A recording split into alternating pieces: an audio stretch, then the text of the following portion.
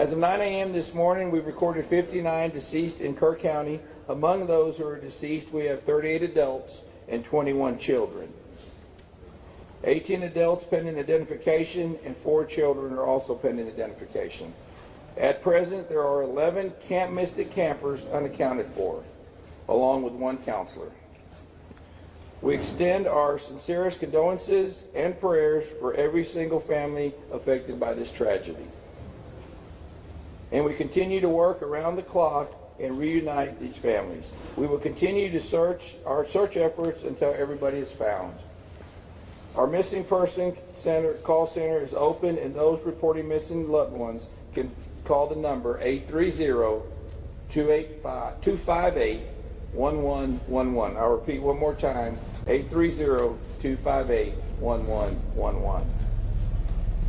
Please follow the Kerr County Sheriff's Office and City of Kerrville Facebook for your latest information. At this time, I'll turn it over to our City Manager, Dalton Rice.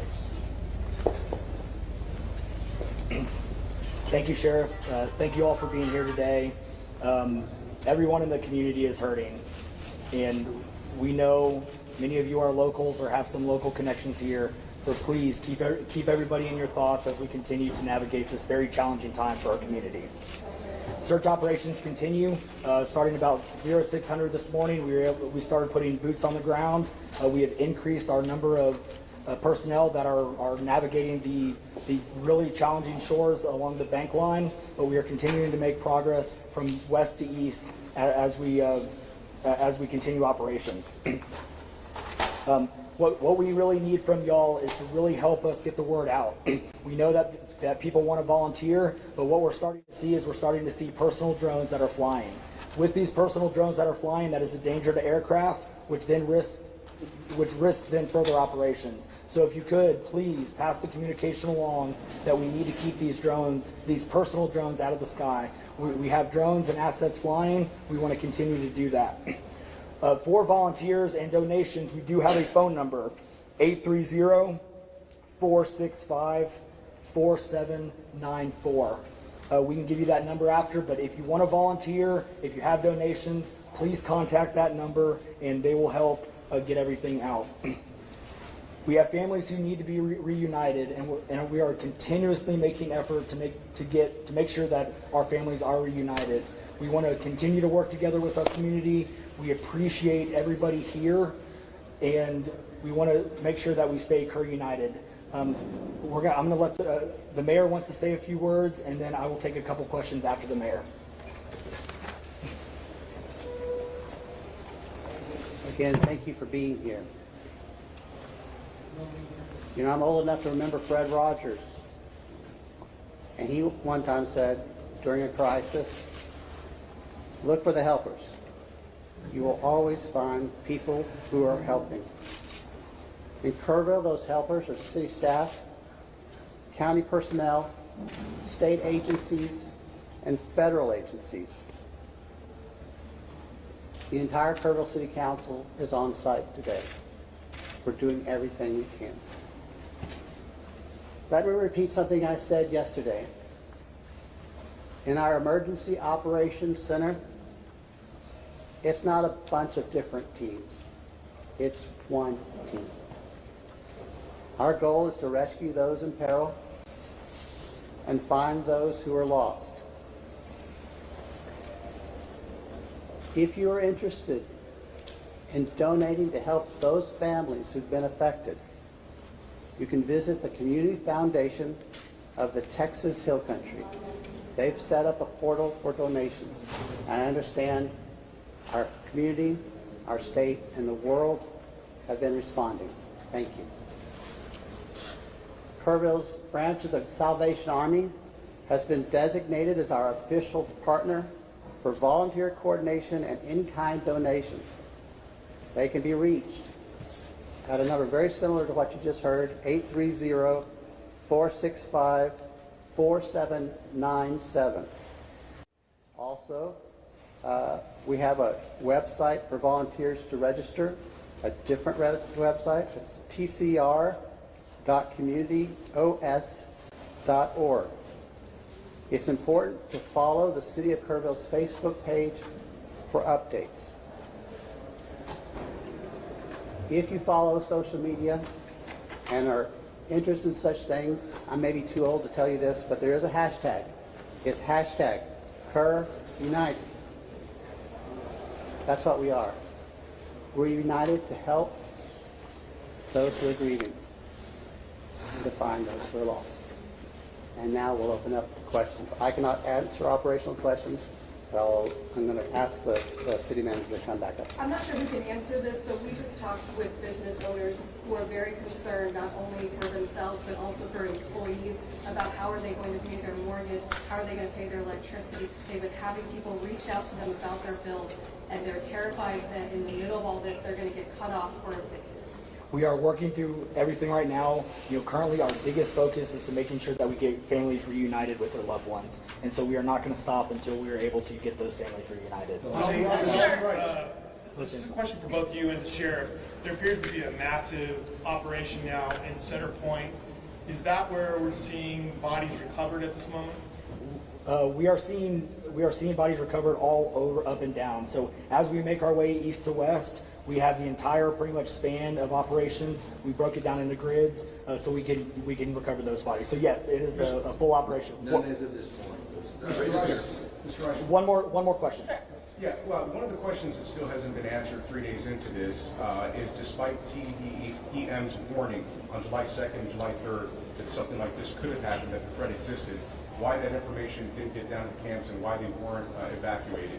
Can you answer that now? That is a great question, but again, we want to make sure that we continue to focus. We still have 11 missing children that we want to get reunited with our families. Until we can get reunited with our families, we are not going to stop until we do. So thank you. But just a quick follow-up question, sir. Was any emergency alert given out on the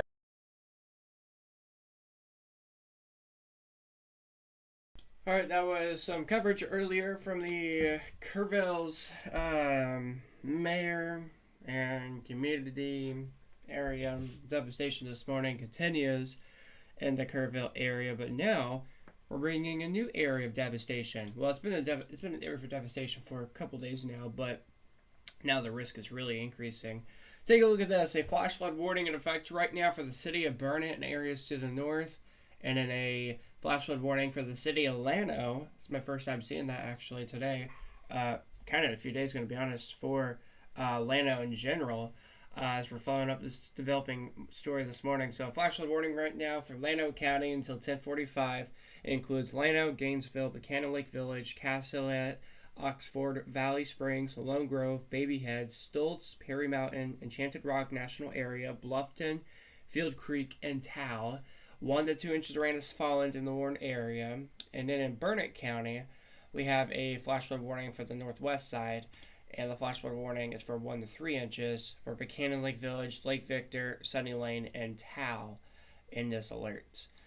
So, of course, if you see water in roadways, turn around, do not drown. And then a flood advisory issued for the city of Burnett, as well as Buchanan Dam. About 2 inches of rain has fallen until 11:15. And then we have another flood advisory in effect for portions of Mason County until noon for a half an inch and a half of rain, which has fallen. And then a new updated flood warning issued 2 hours ago for Llano and Burnett counties for the Llano River. It was at 12 feet, but now it's expected to rise by 6.7 feet tomorrow. So it's going to be high once again, as we have ongoing showers and storms across the Texas Hill Country. We are following up with some breaking news this morning. The the Weather Prediction Center has decided to upgrade our flash flooding risk to a level 4 or level 3 out of 4. You can see Mason, Llano, and Gillespie counties in this weather alerts. We had this risk yesterday, I think. Maybe not. I think we did. It was mainly for it was outside of our area, I think. And then the day before that, we had a moderate risk. And then the day before that, we had a moderate risk. And here we are today with another moderate risk. So the past few days, we've been telling you, kind of, that the rain chances are slightly ending, but the rain chances are still here. It's just the widespreadness that's going to be the less noticeable. Or no, it's going to be more noticeable. It's going to be less widespread. It's going to be the only thing that's noticeable. Yesterday, I was telling y'all how the rain chances will be much better west of I-35 for Monday. And as you can see with today's excessive rainfall outlook, they're predicting more of the heavier rainfall west of I-35. So my prediction was correct. As of now, there is no flood risk for tomorrow. So that's great news. But we'll continue to keep eyes on that very closely. But again, here we go. Looks like a new flood alert got issued for for Lampasas County. We don't cover Lampasas County, but of course we'll keep eyes on that for our friends over there. Between 2 to 5 inches of rain has fallen to the warned area from Lampasas to Killeen to Gatesville, so that's very devastating if there's that much rain. And if we take a look at how much rain has fallen in just the last hour, let's see what this shows. This is showing, oh wow,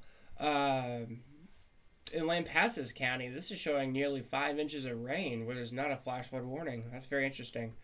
Then a flood advisory and flash flood warnings for Burnett County and Llano County. It's not showing a whole lot of rain for Llano County. And the reason because of that is because the heavier rain happened earlier, and then where it's been raining hardcore for the past hour in Burnett County, northern sections, we're seeing that 2 to 4 inch rain totals. And that's actually where the flash flood warning. Excuse me. That's where our flash flood warning does set up at. So again, we're continuing to watch this, track this devastation for you across the area. Yeah,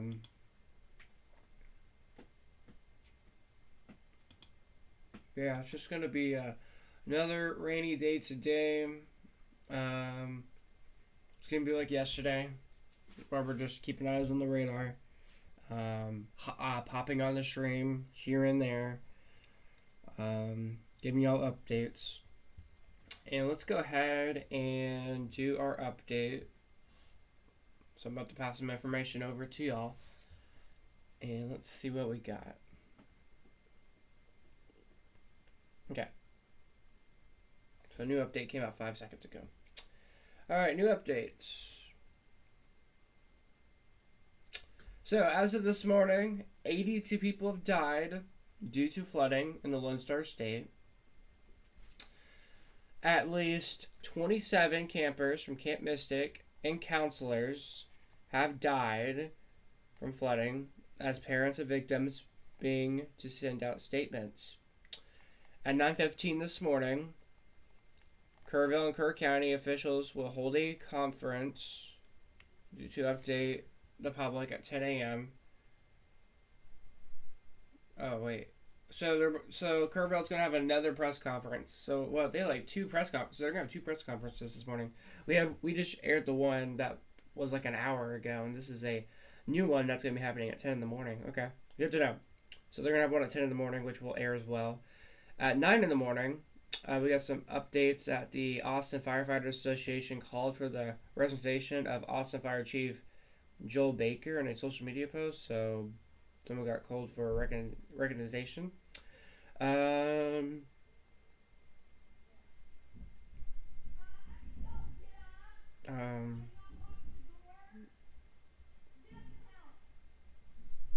that's what we're watching right now.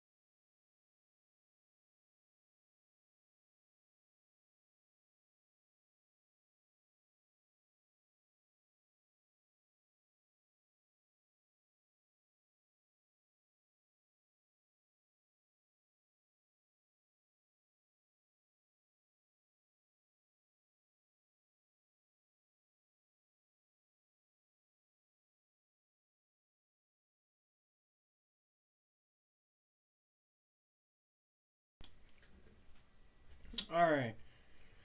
Widespread rain showers are the moral of the story right now. You can see some light showers getting closer and closer to the TV studios here.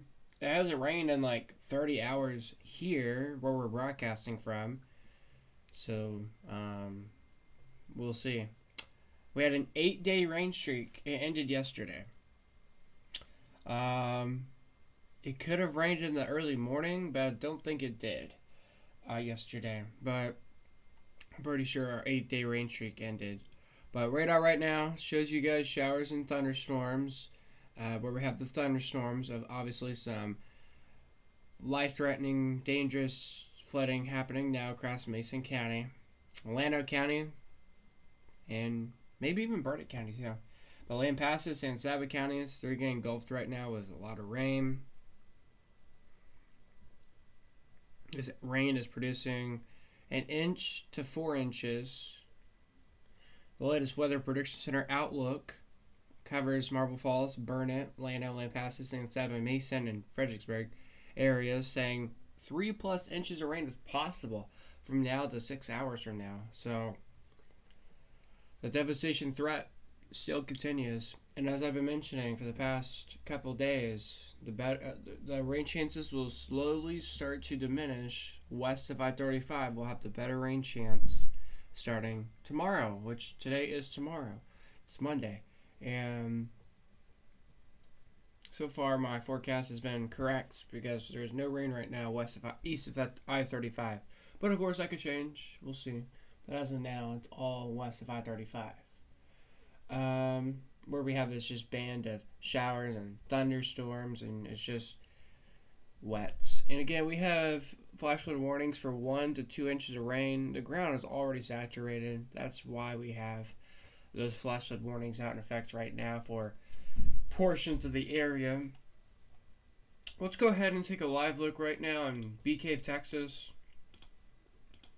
where things are overcast this morning. Here's a live look at Santa Rita Ranch, where things are rainy right now, or misty right now on this live shot. Hello, Live on Tropics. Hello, Michael from Kansas. Here's a still image shot of Marble Falls, and y'all can see that the water is quite high, but not super high, but it's kind of high. And as we take a live look at Lake Travis, brought to you by EarthCam. After a quick 20-second ad, we'll see what the lake looks like and see if there's any improvements from the other day when we were looking at this live shot.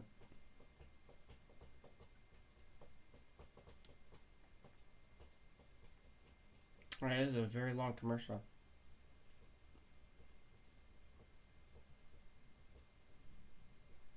Alright. Lake Travis actually looks a little bit bigger now. Just a little bit. But overall, phenomenal shot right now. And then we're getting our Plickerville camera pulled up from EarthCam, and just a second ago y'all could see what conditions look like out there. Also very cloudy. Alright, taking a look into Luling, Texas right now, where things are cloudy as well. Not wet, but it's probably damp, but not super damp, but overall that's what it looks like out there. And then our Canyon Lake camera, also overcast, and there's even some blue skies starting to appear on this live shot, so not too bad. Alright, we're supposed to get a live press conference coming in from Kerrville once again this morning. It's going to be the second one this morning. Of course, we'll air that coverage to you right here on the Storm TV Network YouTube channel. So this morning, we have 2 counties under flash flood warnings and 3 counties under flood advisories here in South Central Texas. 2 flash flood warnings, one for Llano, one for Burnett, flood advisories for Mason, Llano, and Burnett counties, a flood warning for the Llano River from Llano, Kingsland to Marble Falls until tomorrow. And it's San Saba also under a flood alert this morning. And they have been for the last 48 hours too, by the way. So really heavy thunderstorms right now in Mason County. It's just sitting there.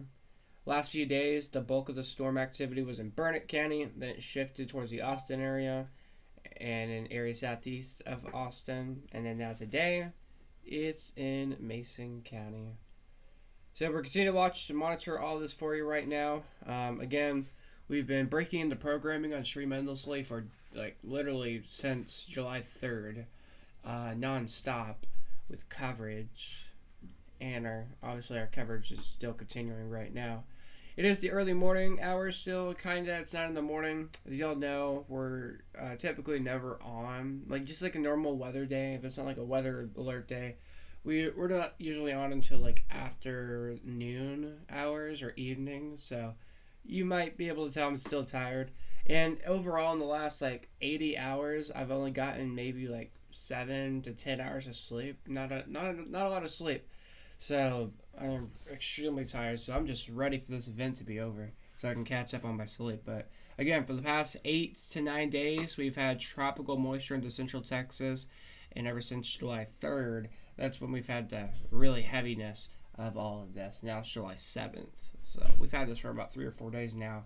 And today's flooding risk has actually it's actually increasing than how it was. Looks like, oh my God.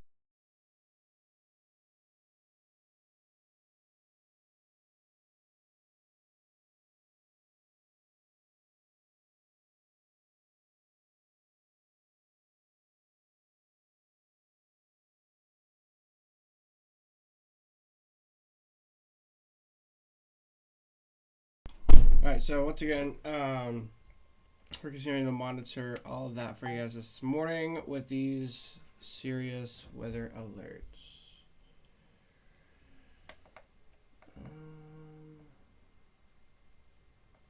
So what I think I'm going to do is, I think I'm going to let the radar just sit here, and I'm going to figure out a way where I can get the press conference shown, and that's probably what we'll do.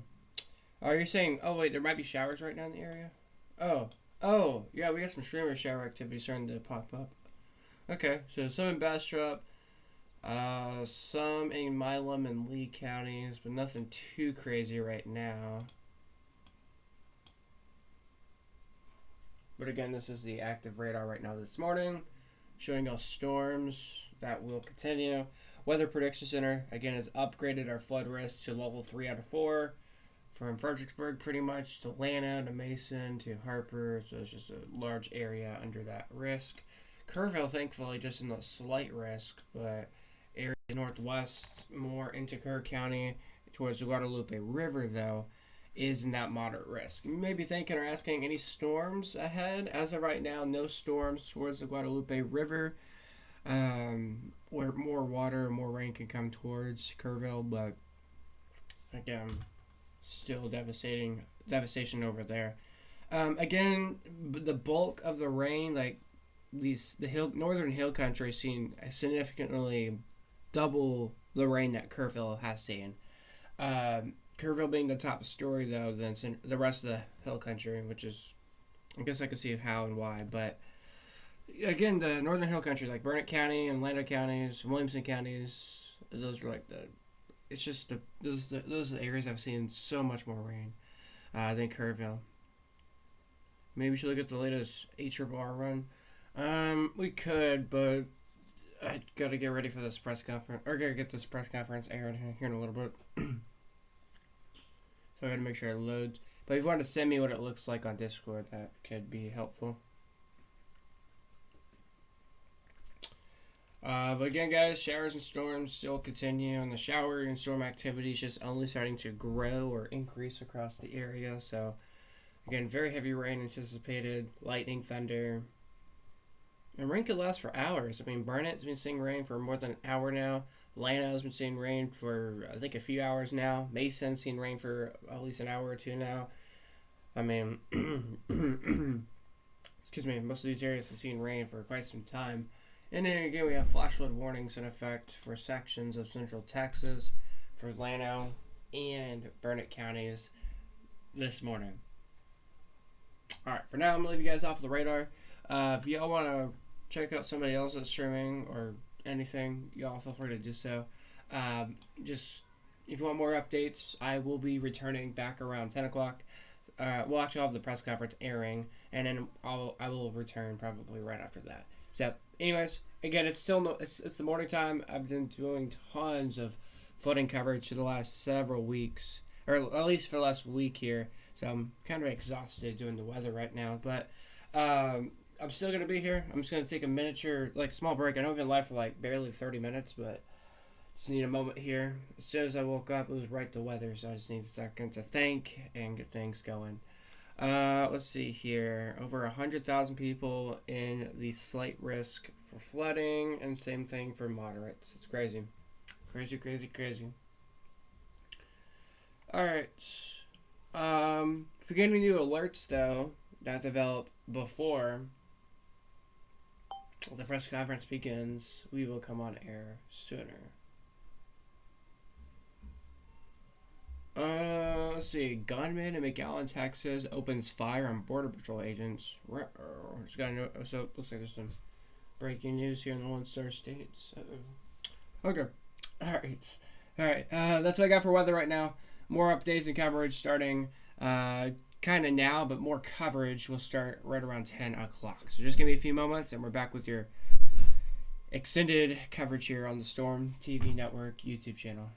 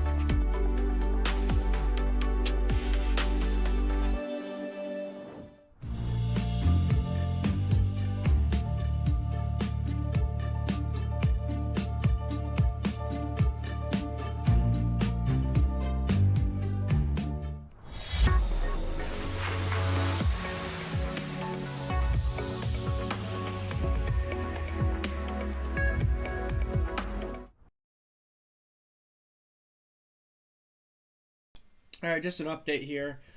I've read something that a press conference with Kerrville officials should start around 10 o'clock this morning. So far, I've gotten 0 notifications about anyone going live. Typically, there's people that go like 10 minutes before the press conference starts, and nobody's doing that right now. So I don't know if we have a press conference or not at 10 o'clock this morning. I have gotten word about 40 minutes ago that a press conference was expected to happen in Kerr County. When we started the broadcast, I was showing y'all a video of what the press conference looked like an hour to 2 hours ago, but I'm like, are we sure we have another press conference an hour or two later? And according to sources, it says there was. So as of now, nothing updated, nothing new, no one's going live yet. I'm going to wait until maybe 10:05, 10:10, we'll see what happens, but nothing happens after that. We'll probably return back to our normal coverage with tracking these flood alerts. Do want to update y'all, I've gotten some word that people's homes are sinking in water. Water's coming into people's homes in the Land Passes, Colleen area. I'm following up on that breaking news right now. This morning, we're also learning that 80 plus people have died here in the Lone Star State in the last few days, unfortunately, ever since July 4th, I believe. So just tons of devastation. It's going to continue. And with more rain that's happening now, that is not going to help at all. So, anyways, again, we're watching this closely. We'll continue to monitor it. We'll keep you up to date. Again, the press conference should be starting right now. Surprised we don't have any updates about it yet. But for now, that's what I got.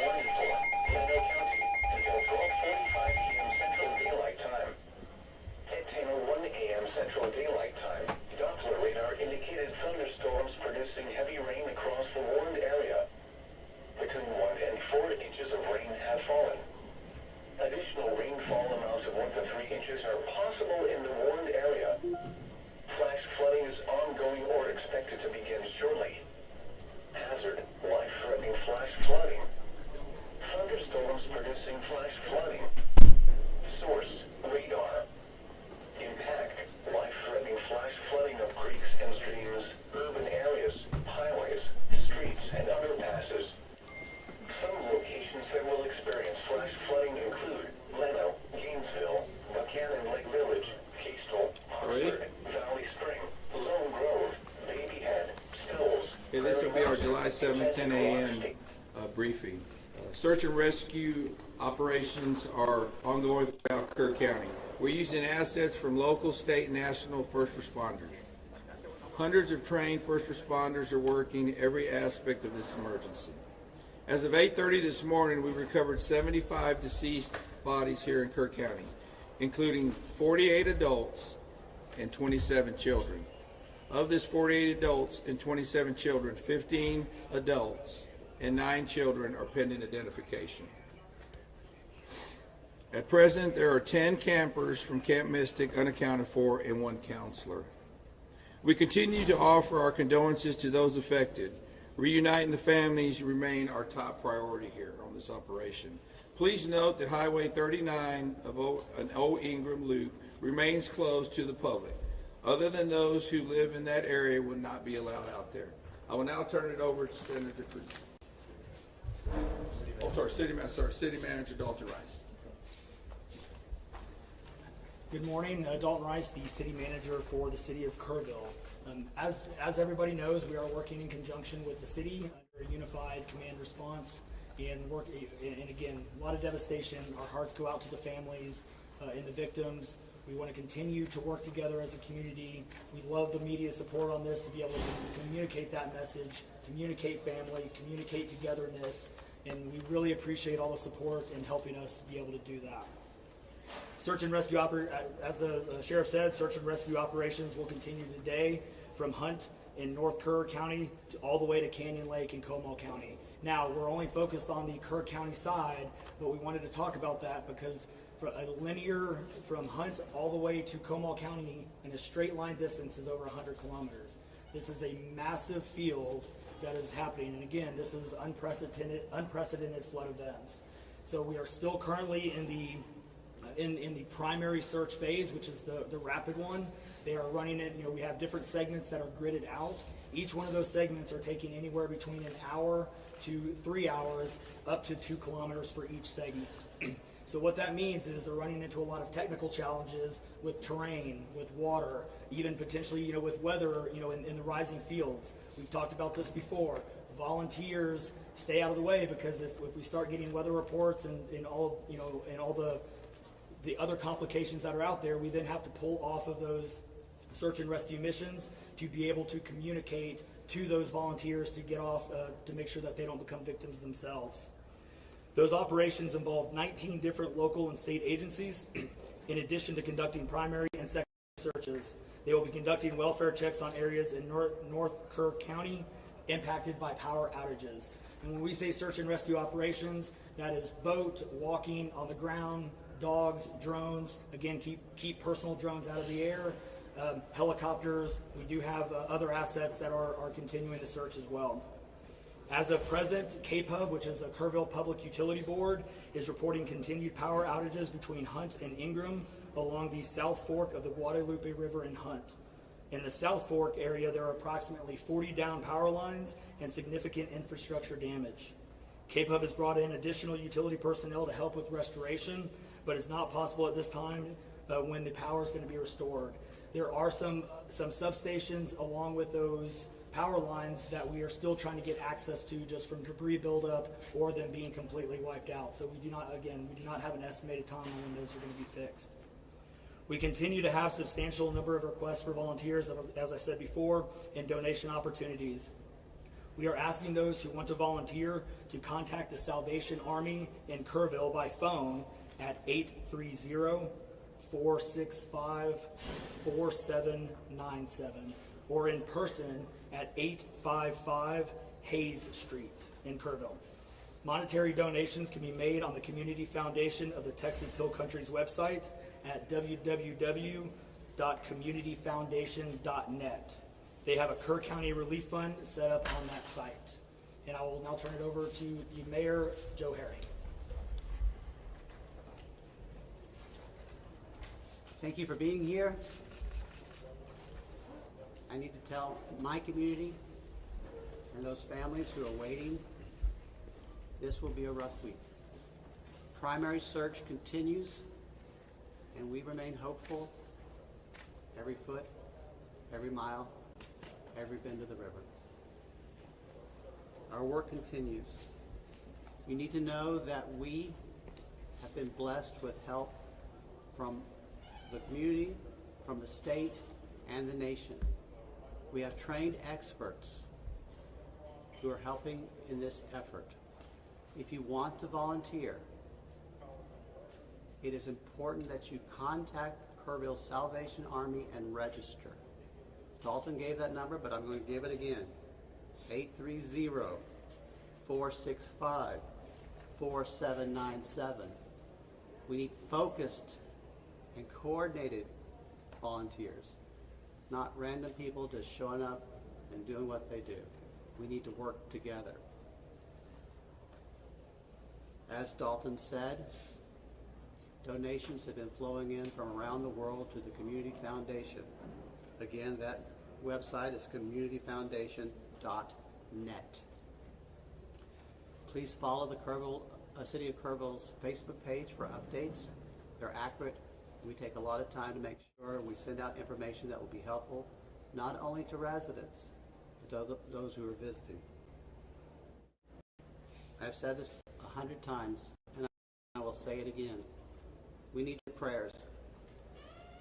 We need your prayers. Thank you. And now, Senator Ted Cruz.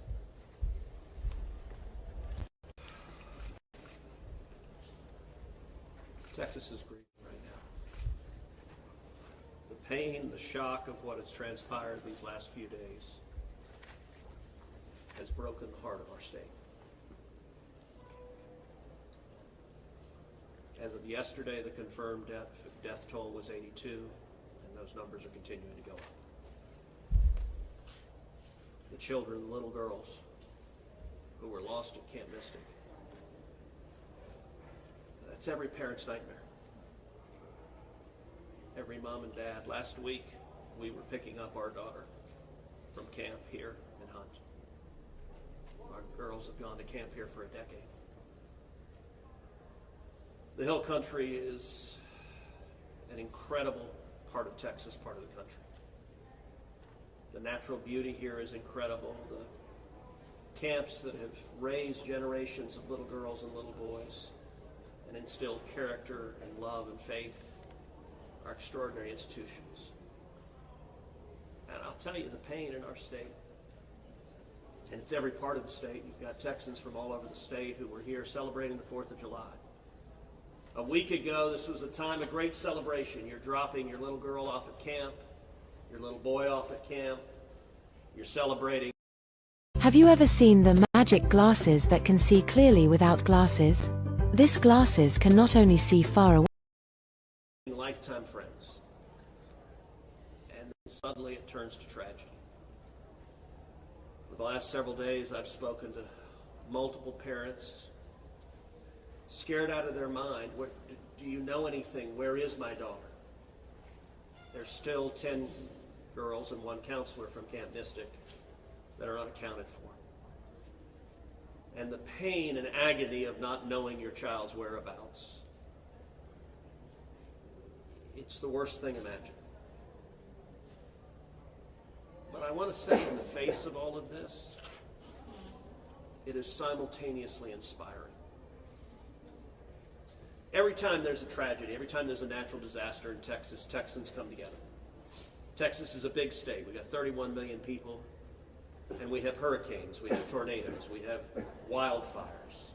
Tragedies hit this state, natural disasters hit this state, and without fail, 100 out of 100 times when that happens, we see Texans coming together, helping each other, engaging in acts of heroism. There have been over 850 high water rescues since this flooding began. 850. You look at extraordinary stories of Eagle Scouts pulling campers out of harm's way. I was just hearing a story of one counselor whose head was right at the water holding up 2 mattresses with campers on those mattresses. That kind of courage, that kind of selflessness. And then there are the first responders. The local first responders, I want to thank every one of the first responders at the local level, at the city level, at the county level, at the state level, at the federal level. In the first few hours of this flood, I was on the phone with Governor Abbott. I was on the phone with Lieutenant Governor Dan Patrick. I was on the phone with Nim Kidd, the head of the Texas Department of Emergency Management. And then I called President Trump. I called President Trump. He was having dinner at the time. It was still early in what was transpiring. And I wanted him to know, I said, Mr. President, everything we're hearing right now, this appears to be bad, really bad. There may be a very significant loss of life unfolding right now in Texas. And I will tell you, the President said, Ted, anything Texas needs, the answer is yes. Whatever assets you need, whatever resources you need, yes, let us know, and we will provide everything. Within hours, we had helicopters, over a dozen helicopters in the air. National Guard, DPS, game wardens, Coast Guard, doing search and rescue, reaching down. We've all seen the videos of little girls being pulled up, hoisted out of harm's way. Incredible courage and heroism. Search and rescue is the first stage, but the process of coming together and rebuilding is going to take longer. And I will say to all the grieving families, to all of those who've gotten the worst news imaginable, that your little girl, she's gone. I will say for many of us, those are friends and neighbors who've lost children. Got multiple kids who go to school with my girls.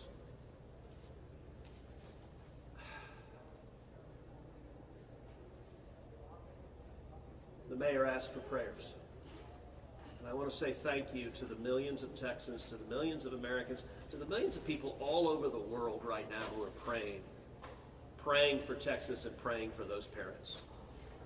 Going through this grief, it is going to take love, it is going to take friends and family embracing and hugging and holding them while they weep. And it's going to take the church. With every disaster, one of the things we see here in Texas is the church steps up and the church helps and the church feeds and clothes and comforts. This morning I met with a group of chaplains who've been going through the incredibly difficult process of talking to mom and dad after mom and dad who just lost the most precious person they ever knew. And those chaplains are just trying to love them and show God's love. So I want to say we will come through this.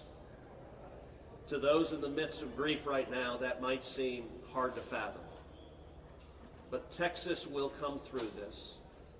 And I just want to say thank you. I want to say thank you to these gentlemen here who are working. They are not sleeping. They are working every day. Thank you to the families. Thank you to the Salvation Army. Thank you to everyone who is just reaching out and saying, how can I help?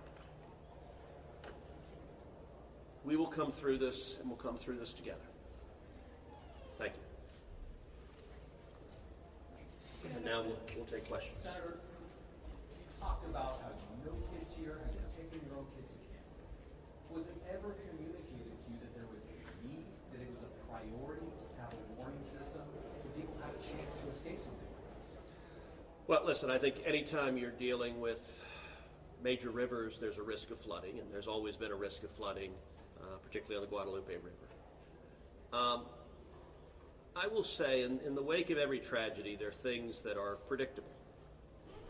One of the things that's predictable is that you see some people engaging in, I think, partisan games and trying to blame their political opponents for a natural disaster. And you see that with a hurricane, with a tornado, with a wildfire, with this flooding where people immediately say, well, the hurricane is Donald Trump's fault. You know, look, that I think most normal Americans know that's ridiculous. And I think this is not a time for partisan finger pointing and attacks. Now, after we come through search and rescue, after we come through the process of rebuilding, there will naturally be a period of retrospection where you look back and say, okay, what exactly transpired? What was the timeline? And what could have been done differently to prevent this loss of life? And that's a natural process. I think it should not happen in a bitter and partisan sense, but it should happen in a reasonable sense of saying, what lessons can we learn? And I will give an example. You know, Houston's my hometown. If you live on the Gulf Coast, we get hurricanes. That's part of living on the Gulf Coast as hurricanes hit. And I do think Texas as a whole has learned over time how to deal more effectively with hurricanes. And so you look here, we know the National Weather Service put out an emergency warning just after 1 a.m. and a second emergency warning just after 4 a.m. Now, obviously, most people at 1 a.m. and 4 a.m. are asleep. And so I think we will have a reasonable conversation about, A, are there any ways to have earlier detection? And some of that, the limits of a flash flood, they're very difficult because they can arise so quickly. But everyone would agree in hindsight, if we could go back and do it again, we would evacuate particularly those in the most vulnerable areas, the young children in the cabins closest to the water. We would remove them and get them to higher ground if we could go back and do it again. Obviously, everyone would. The people in RVs by the river's edge. We know in disasters like this, RVs and mobile homes are particularly susceptible, whether a flood or a hurricane or a tornado, they're particularly susceptible to that. And so my hope is, in time, we will learn some lessons to implement to next time, and there will be another flood, there will be another disaster. But next time there's a flood, I hope we have in place processes to remove especially the most vulnerable from harm's way. But I think that's going to be a process that will take a careful examination of what happened and how can we implement processes better in the future to prevent this same loss of life. Senator, there were claims that the National Weather Service sent that first flash flood warning that should have alerted phones at 1:14 in the morning. But we have a federal public database maintained by PBS Warn, that says the first emergency alert wirelessly here in this area to Kerr County was not until after 9 a.m. That was more than 4 hours after the severe flooding had come to this area. Did you know that? Have you seen that? And what's your response, knowing the state and cuts to NWS in recent months by this administration? So I don't know the source for what you're saying. All of the public reporting I've seen is that there were two alerts that went out, one just after 1 a.m., one after 4 a.m. You know, I can tell you, I talked about the partisan finger pointing. I think there have been some eager to point at the National Weather Service and say cuts there led to a lack of warning. I think that's contradicted by the facts. And if you look at the facts in particular, number one, that these warnings went out hours before the flood became a true emergency level. But number two, the National Weather Service here, New Braunfels is where they were headquartered. They had additional manpower. In fact, they had 3 additional people working that night, anticipating that it was going to be a very dangerous weather situation. I also think it's worth noting that the National Weather Service Union, which has been very critical of the Doge cuts, has publicly said that they don't believe that the reduction in staffing had any impact whatsoever on their ability to warn of this event. And so, look, I think it is reasonable over time to engage in a retrospective and say at every level what could have been done better, because all of us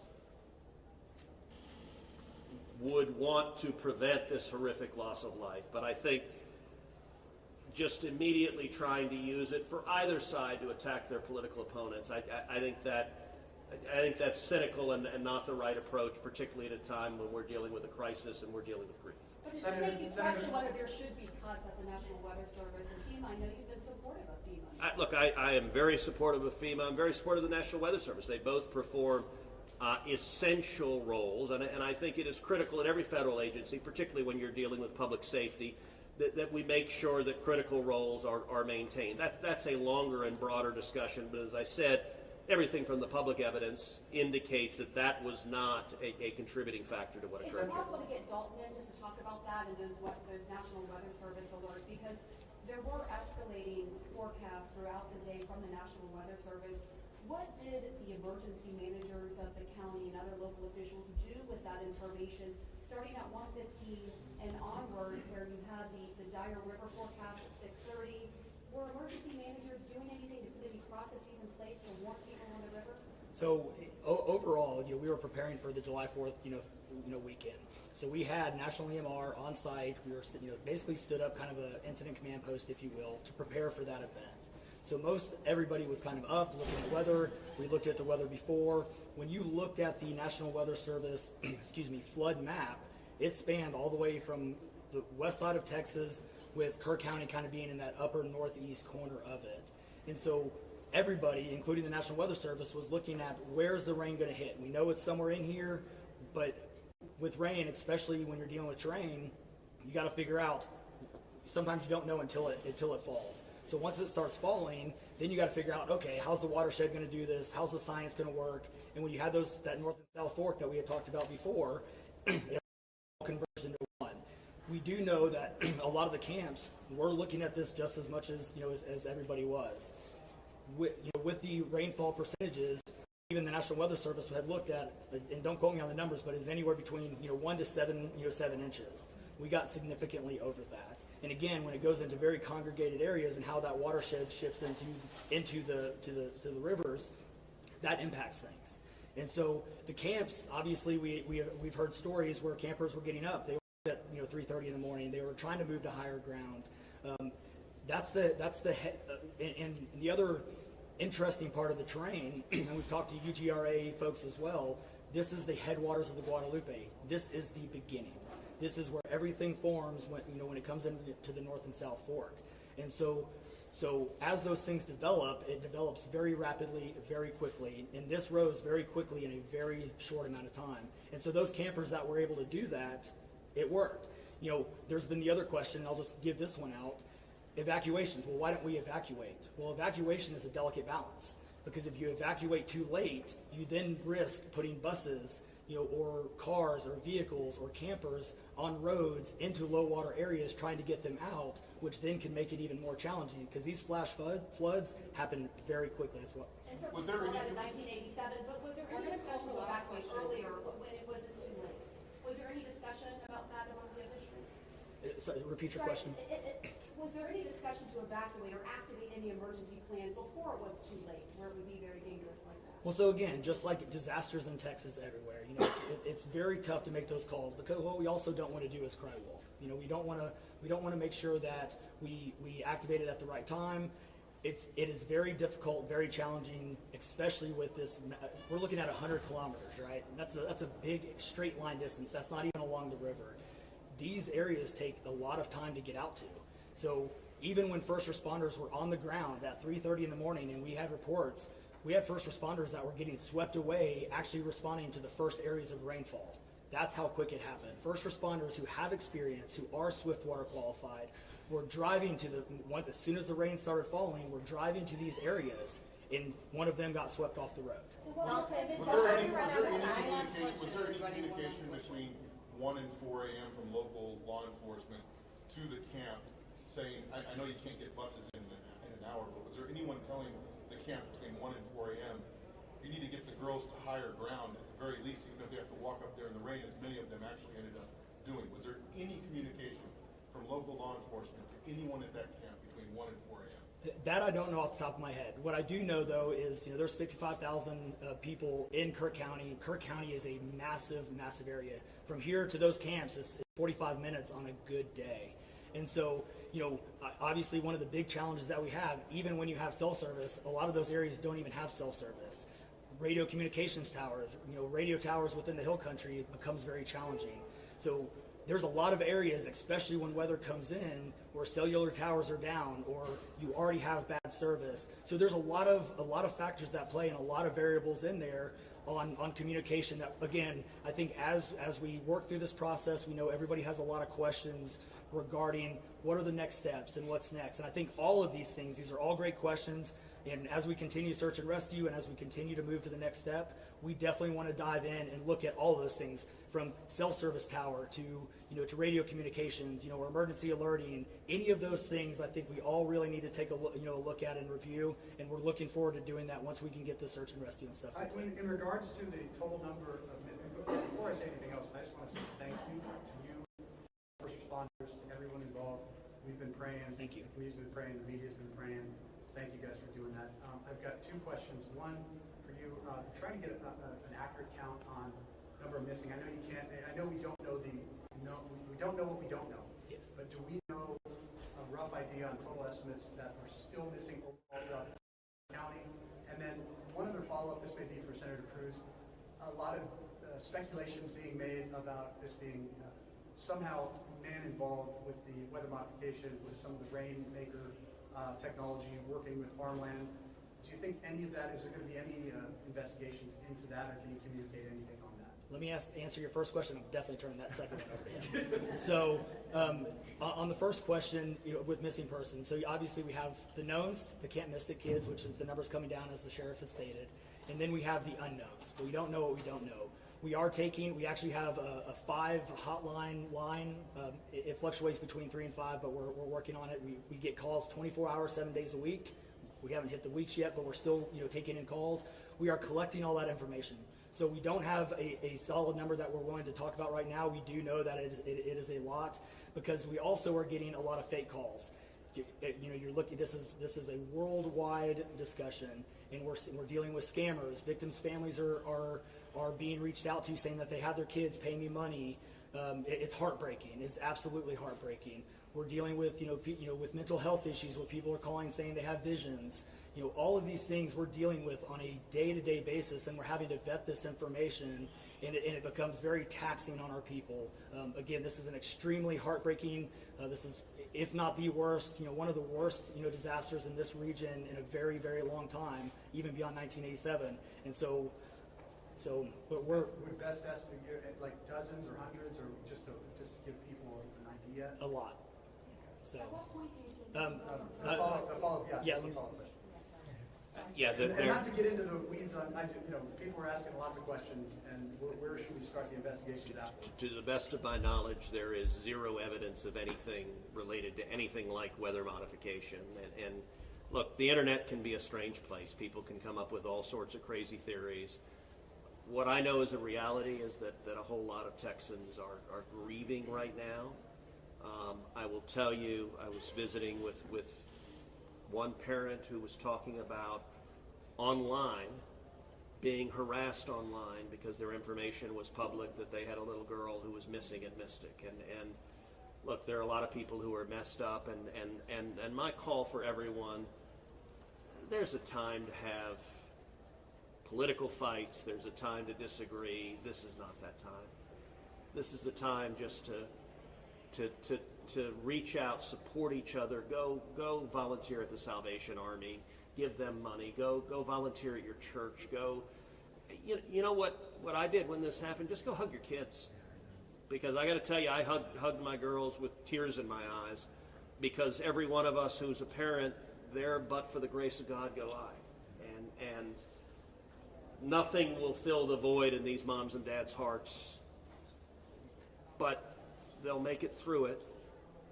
And every one of us, we have an obligation to come through and help them make it through it.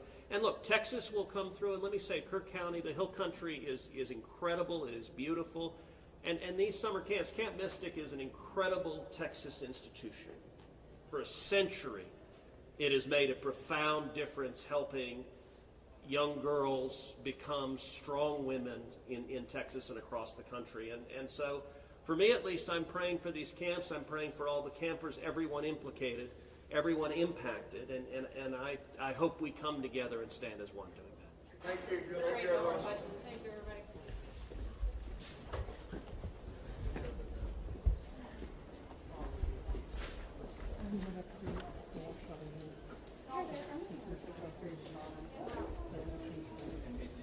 Hey, good morning, folks. If you were not here earlier, I put out some housekeeping notes. I want to repeat that. A couple of important things to note. Temporary flight restriction is still in effect.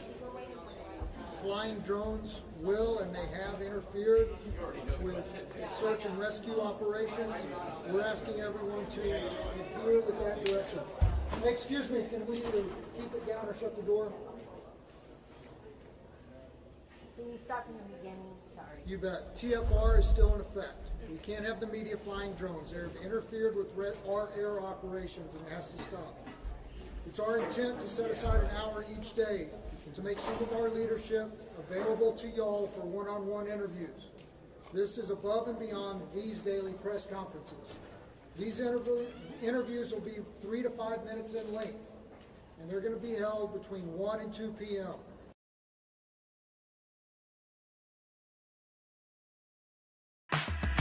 From hard hats to steel-toed boots, Grainger's got your safety needs covered, literally. Shop Grainger's vast inventory of safety products. Call, click, or just stop by. Grainger, for the ones who get it done.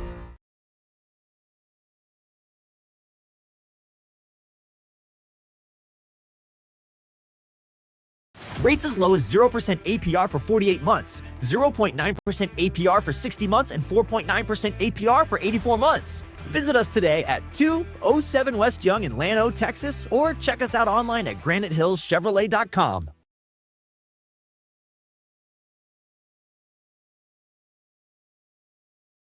Rates as low as 0% APR for 48 months, 0.9% APR for 60 months, and 4.9% APR for 84 months. Visit us today at 207 West Young in Llano, Texas, or check us out online at GraniteHillsChevrolet.com.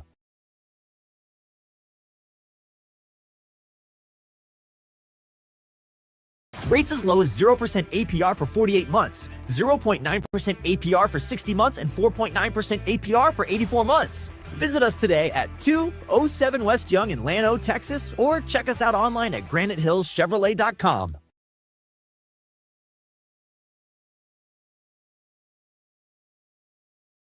Rates as low as 0% APR for 48 months, 0.9% APR for 60 months, and 4.9% APR for 84 months. Visit us today at 207 West Young in Llano, Texas, or check us out online at GraniteHillsChevrolet.com.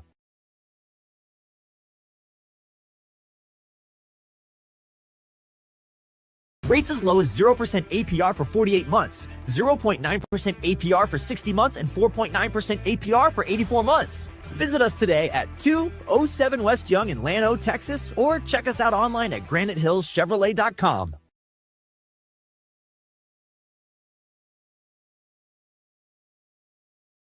Rates as low as 0% APR for 48 months, 0.9% APR for 60 months, and 4.9% APR for 84 months. Visit us today at 207 West Young in Llano, Texas, or check us out online at GraniteHillsChevrolet.com.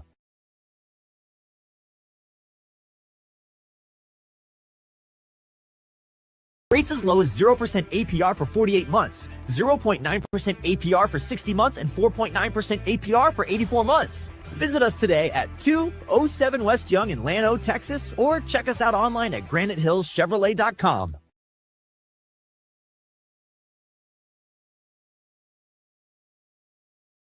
Rates as low as 0% APR for 48 months, 0.9% APR for 60 months, and 4.9% APR for 84 months. Visit us today at 207 West Young in Llano, Texas, or check us out online at GraniteHillsChevrolet.com.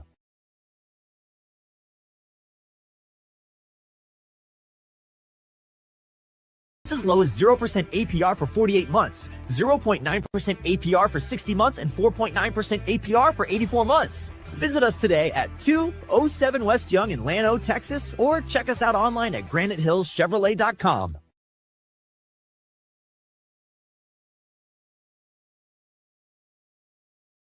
Rates as low as 0% APR for 48 months, 0.9% APR for 60 months, and 4.9% APR for 84 months. Visit us today at 207 West Young in Llano, Texas, or check us out online at GraniteHillsChevrolet.com.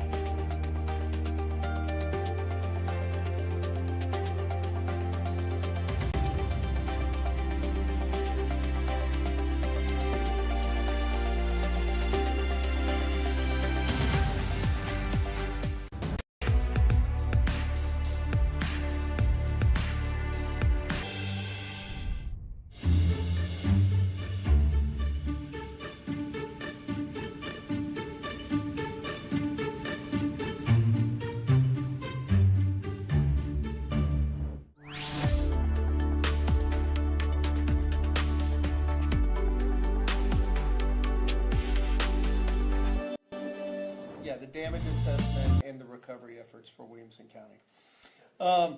Start off with some sad news to report. We did find a second body in the river. If you remember yesterday, the first individual we found was Caitlin Swallow, 22-year-old from the Liberty Hill area. The second person was recovered late yesterday evening, and the name has not been released yet. I'm still working with the family as well. Today's focus is going to be on finding the third missing person, and we have reports that there might be an additional person missing, but I think Leander is taking the lead on that. Our focus today is recovery. We have an incredible effort today. We have over 100 first responders that have come to Liberty Hill to help us in the search. I know Sheriff Lindeman's going to give you some more details on that, but very thankful for our neighbors and our partners that have come to the aid of Liberty Hill to find the missing body. In addition, we're continuing to help out. We took on animals from the Georgetown Animal Shelter in Williamson County. We had 37 dogs and 75 cats that had to be relocated to the Williamson County Animal Shelter. We got news this morning that Lampasas needs to evacuate their animal shelter, so we're expecting more animals from Lampasas as well. Also very, very thankful for the efforts of Road and Bridge. We still have many, many roads that are closed, but we were able to get County Road 279 open. It had two spots, both a bridge and a low water spot that had washed out, and we were able to open up that major thoroughfare that connects Liberty Hill to Leander. So we will continue to check roads today. We will continue to work repairs. Those crews have been working nonstop for the last 3 days, and they're going to continue to work today. One of the main questions I get asked on how can we help, where can our donations go? We do have Central Texas Community Foundation. That's ctxcf.org. Yesterday we had a shelter set up at Cross Tracks Church in Liberty Hill, also one chapel in Liberty Hill. But right now I think the mode is to pause on the donations while we assess what the damages are, what the needs are, and how we can best target those donations. Again, if you need to report any damage, please contact the Texas Division of Emergency Management at tdem.texas.gov. tdem.texas.gov. We have a massive damage assessment recovery effort going on today. I think we have a dozen people from various parts of the state, including Houston. I'll let Bruce talk about that momentarily, but at this time I'll turn it over to Sheriff Lindeman to update us on the recovery efforts. Good morning, everyone. Matt Lindeman, your Williamson County Sheriff. Yesterday we had numerous parts of the Sheriff's Office out working on the recovery. Our dive team, swiftwater rescue team, criminal investigations, our K-9 unit. We had drone teams from the Sheriff's Office as well as Cedar Park Police Department and Parks and Wildlife working that area. At one point our swiftwater rescue crew had to just abandon their boat because there's so much debris in the water you can't navigate it in a watercraft, and so they were literally crawling in and over debris searching for our one male flood victim that is still missing. At about 3:25 we pulled all those assets out because there was another threat of heavy rain and flash flooding, but state Starflight came to our aid and spent some time searching up and down the river yesterday, and we'd like to thank Travis County for sending that very valuable asset. Around 5 o'clock yesterday, search crews from the Liberty Hill Fire Department did find our second female missing flood victim. She was recovered. Our Victims of Services from the Sheriff's Office has been working with the families of those missing people to keep them informed and provide resources to them. We shut down operations last night about dark. I received a call yesterday from DPS Director Freeman Martin offering up resources from the Department of Public Safety, which we will probably take advantage of if this search operation goes on for an extended time. we're gonna utilize every resource possible to try to find that person and get his body reunited with his family. Today, there's a command post set up in Liberty Hill. We have personnel from the Sheriff's Office, Liberty Hill, Milam County Sheriff's Office, Taylor, Gerald, Hutto, Sam Bass, Georgetown, and Round Rock. As the judge mentioned, we have about 100 people dedicated to the search effort up and down the San Gabriel River, and we will continue those operations until they're complete. Thank you. You want to talk about disaster assessment? Sure. Good morning, everyone. Bruce Clements, the Office of Emergency Management. And today, as we transition over to the recovery part of this whole disaster, we have been really privileged to have the opportunity to work with the Texas Division of Emergency Management, who's been rounding up folks that are going to assist us. So there are about 24 people who are here in the building now that are getting some initial training. They are firefighters from Houston and from Galveston, and we're going to dispatch them to the field. And this is the day when we're going to be able to characterize where the damage is. We're going to look for damaged homes, damaged infrastructure, roads, bridges, things like that. So as we characterize this, we add all that up, and then that helps us with our justification for a disaster declaration with FEMA, which we're hoping is in the works now.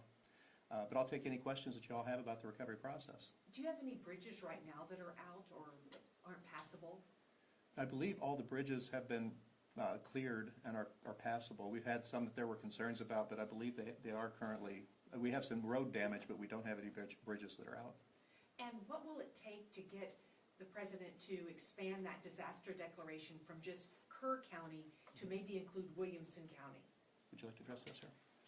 I can speak to that. Thank you for that question. So spoke with Congressman Carter this morning, and he's going to take the lead on working with the government to get Williamson County added to the federal emergency disaster.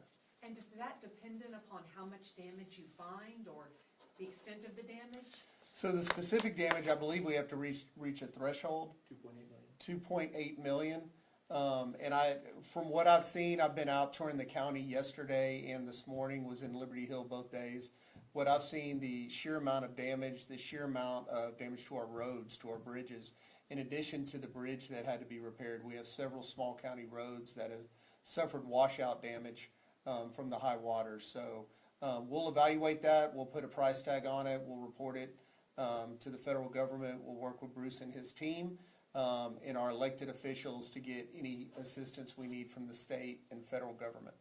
Is the county involved at all with making sure that the road closures are up on the ATX flood websites? We had somebody reach out to us saying that they're not seeing the closures. So yes, and the public can help too. When they see a damaged road, we can get our crews out there to get barricades up, to get road closures up. One of the things we talked about yesterday was the fact that people are driving around those barricades. They're not heeding the notice. So even now that the waters have rescinded, we still don't know the extent to the damage to the roads and how safe those are. So if you see a barricade up, please do not drive around it. Please find an alternate route. We're also having a lot of people reach out to us a little confused from the Sandy Creek area. I know that yesterday y'all mentioned that that's technically Travis County, but there's a couple that specifically is missing from Juniper Trail and Leander. Their names are Virginia and Danny Daly. Do you guys know anything about them, or are you guys working with Travis County at all, since it sort of is? I do not have that information. Sheriff, do you have that information? I don't, but we will contact Travis County Sheriff's Office and see if there's anything we can do to assist them. Gotcha. Are you guys going to be sort of working with Travis County when it comes to that fine line with it being Williamson County and Travis County in the same Sandy area? Creek, most of Sandy Creek is definitely Travis County. And if Travis County needs some help, we're happy to assist. You bet. Do you have any people who are stranded at this point, like they can't get out of their homes or out of their area because of road problems or bridge problems? Not that I know of. So 279 was a concern, but the park was open and the people between the two washouts could go through the park and find an alternate route. Regarding recovery, are there specific areas where you guys are going to be searching today as you guys continue those recovery efforts? Recovery efforts today are focusing on the San Gabriel, specifically the South Fork of the San Gabriel, from the county line to the west all the way to 183. I know there's several missing persons in Burnett County as well, so we're in communication with Burnett County. And I know y'all can't give the name out of the woman who was found, but can you give us the circumstances of where she was found or what those circumstances were around that recovery? Would you like to speak to that? Her body was recovered found by the Liberty Hill Fire Department in debris along Little Creek. Did it look like it was from a car or like she was in a vehicle or anything? There was no vehicle in the area that she's associated with. Can you speak on any other challenges that emergency? Got safety protocols? Granger has the safety pros to call. Shop our Don't go to that area just to look around. Don't launch personal drones in the area because they interfere with our drone teams that are working. That is very treacherous. It's hazardous. There's all type of debris in the riverbed that we're working through, crawling around through and over. So those are some of the biggest complications because the bodies that we're looking for could be hidden beneath 20 feet of mud, trees, and debris. Were there any safety warnings before this flood? How was that communicated to the residents? Once we realized water was over the roads in Liberty Hill, we made every effort to contact people down the river all the way to east of Georgetown where the Shady Oaks RV park is. And thankfully we did not have any loss of life as a result of those efforts by communications in the Sheriff's Office and the Office of Emergency Management. Do you all feel like your warning system is adequate? I know the governor has said that he's adding this to the special session agenda and wants to kind of look at what could be done better to warn people, alert them, give them as much time as possible. What do you think about your system in Williamson County? Well, we're happy to work with the governor, and it's good to hear that he's going to add it to the special session.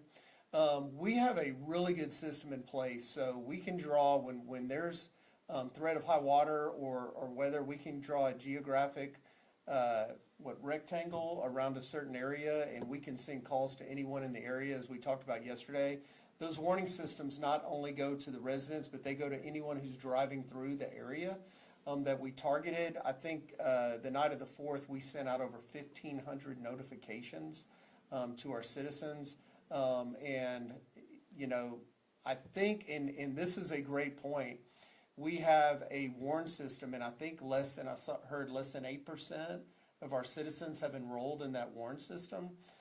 So that's just another reminder to engage with our warn system so you can get those warnings, whether it's high water, tornadoes, or any emergency, to where you can get that from every mode of communication we have. Like I said, 1,500 notices out, door to door. In areas historically that are low, the Sheriff's Office Emergency Service went door to door to warn our citizens that the water's coming, you need to evacuate. If you have a chance, especially if it was an RV park, if you have a chance to get your RV out of there to save lives, number one, and property second. So Williamson County made a concerted effort to notify all of our citizens of the weather and the rising water. Was this the 100-year flood plan or the 100-year flood that Atlas 14 was trying to prepare for the future?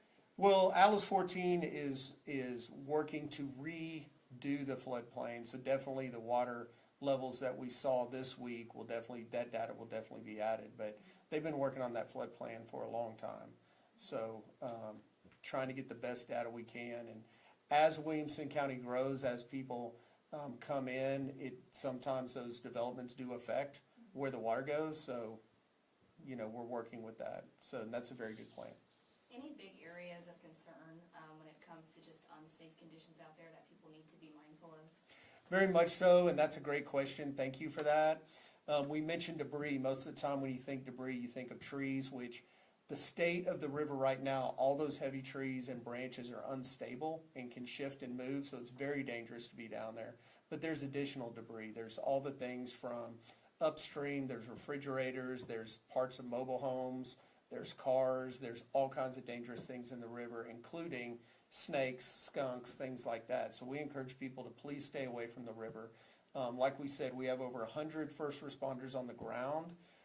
They are in a very dangerous situation to save lives and find recover bodies and return them to your families. So ask Williamson County to definitely cover them with prayers to keep them safe, and we need all those 100 responders back. We have a helicopter today. We have 2 cadaver dogs. We have drones out there. The clouds and the continued rain are kind of hindering that efforts, but we also have over 100 boots on the ground. And we have several first responders in the river itself, which is still unsafe. And then you add all the debris and the storm damage to that, it makes the situation a little more critical. So please stay away from the river. And like we mentioned, like you asked on the barricades, please do not drive around barricades. We have everyone focused on recovering the missing. We don't need to add to those emergency recovery services. When can we expect the damage assessment? Is there an estimated time frame on that? It's going to take a long time. At least a couple of weeks on that, maybe longer. I'm going to let Bruce talk to that. For those of y'all who don't know, Williamson County is very blessed to have Bruce Clements on our team. He has a vast array of experience. He's one of the top experts in the state. He's got a ton of experience in disaster assessment and recovery, so I'll turn it over to him to talk about the timeline on disaster recovery and what all that involves. Thank you, sir. So the way that the damage assessments work is we initially we do what we call a windshield assessment. We take a drive and we try to identify specifically what is the footprint of the disaster, what areas do we really need to focus on. Once we identify that area, then we put these teams together that are about to go out the door right now. They'll be in teams of 2, and they'll be driving the roads and taking photos of infrastructure and homes. That process will go along pretty quickly.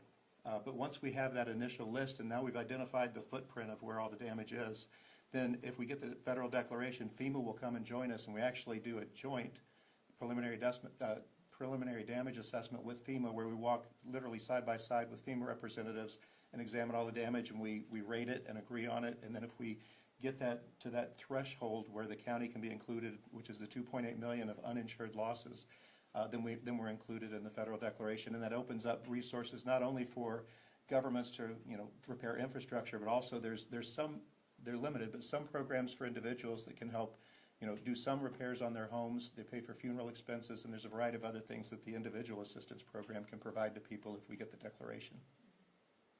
Okay, thank you. Well, along that line then, how soon could we get the declaration? Go ahead, Judge. So I don't have a timeline on that, but we are in communication with, like I said, the state representative. John Carter's taken the lead for us. He'll be in contact with the federal government, and hopefully as soon as possible. Any more questions? Is there anything else that you'd like to say before we close out? Well, just letting you know, when another body is recovered, we'll let y'all know. We'll put out that deal. And again, Williamson County is very resilient. Very grateful for the response of all of our community to come together to help Williamson County during this time. And I know once we get specific targeted areas that the community can assist in terms of donations, volunteerism, targeted help, I know they're going to come out in droves. We're a very generous community when it comes to that. So, no, just thankful for the community, and we'll be in touch. And God bless Texas. God bless Williamson County. Thank y'all.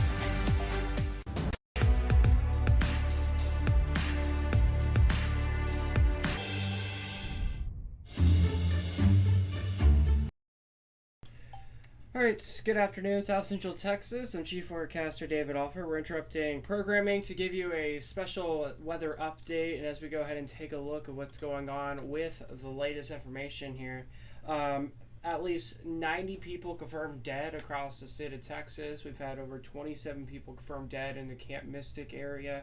In Williamson County, over 2 people. Travis County, 4 people dead. And here in Burnett County, we've had over 3 people dead due to flooding rains in the last several days across the area. So that's the latest information with what we're bringing to you on the air this morning. Again, all of the deaths have been occurring here in South Central Texas, even some in towards San Angelo, but majority of the activity has been in Central Texas in the last several hours, or excuse me, last several days. A good chunk of those deaths that are 90 confirmed that is all towards the Kerrville area, and the number is so big that I didn't have enough space to add Kerrville in the text there, but maybe I'll do some adjusting to the latest information in just a little bit. But anyways, again, the latest information, as we had a press conference not so long ago, over 90 people confirmed dead, 27 people dead at Camp Mystic, again, those being mostly children. Williamson County, 2 people dead, and Travis County, 4. And then again, here in Burnett County, we've had over 3 people killed with the latest, unfortunately. So as we go ahead and jump over to the radar right now, as we are interrupting programming right now, we have some storms out there across South Central Texas. Mainly the shower activities across Mason County, but you notice Burnett, Williamson, Western Travis, and most of Lano County, the shower activity is starting to wind down. That is a good sign, but according to some model runs, they're saying that the activity, well, it's going to take a little lull for probably an hour maybe, and we'll get some new moisture starting to get going across sections of the area, and we're actually already seeing that right now. See where that light green is starting to pop up across Milam and Bastrop and Lee counties? That is a new area of showers and storms starting to develop this late morning. So showers across the northern hill country, slowly coming to a wind down, but this near activity is starting to get going across the coastal plains. So again, today we have some updates from the Weather Prediction Center. They have extended the level 3 out of 4 risk, moderate, to include where I used to live at, and western Burnett County now included in the moderate risk for flooding this afternoon. All of Mason County in the level 3 risk, same thing with Llano and Gillespie counties with this alert. So again, we're watching this closely, and now they've decided to add Georgetown to the level 2 risk for flooding for today as well. All right, quick update on your alerts right now. Flash flood warning in effect for sections Burnett County and Llano counties right now. For Burnett County, this is a 1:30 for 1 to 4 inches of rain, which have fallen in the warned area. If you do see water on the roadways, turn around, do not drown. And in Atlanta County, we have a flash flood warning for 1 to 4 inches of rain as well until 12:45 this afternoon. And then a flood watch in effect until 7 o'clock tonight for the entire viewing area, except for Milam, Fayette, and Gonzales counties. And then in Mason County, we have a flood advisory for about 5 more minutes. I'm a little curious if they'll issue a flash flood warning for Mason County, because it's just been raining and raining and raining there for quite some time. So as we quickly take a look at the rainfall rates here across central Texas, you can see that we've seen quite a bit of rain in Mason County. Some rainfall totals estimating roughly near an inch or 2. So that's the latest with what we're tracking. So again, everybody, latest information across here in the state of Texas. Over 90 people confirmed dead because of the flooding. Majority of those deaths underway in the Kerrville area, and then 27 people dead, and mostly children, mostly little girls, I should say, in the Kerrville area or in the Camp Mystic area. In Williamson County, 2 people dead, Travis County 4, and here in Burnett County, we've had 3 confirmed deaths as well. We're broadcasting live in Marble Falls with this serious weather updates as we are interrupting programming here at 11:56. Your news at noon will start in a moment. I am not doing weather today, but I will be later this evening. But forecaster John and lead forecaster Chris, they're going to be on air on KTX News at noon on stream endlessly, so you can watch them live with the latest updates. But for now, this is what we have right now with interrupting programming. Our live extended coverage is on air right now on YouTube and the rest of our social platforms. So you guys have a Great morning, and please stay weather aware. We'll continue to provide updates throughout the day.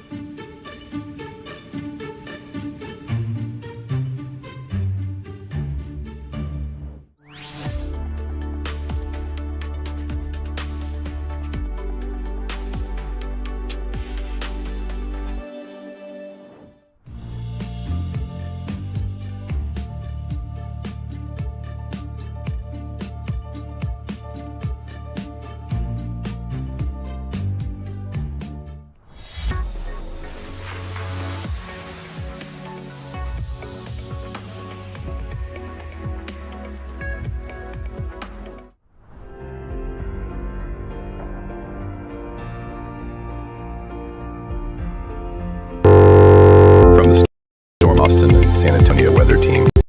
Your full forecast.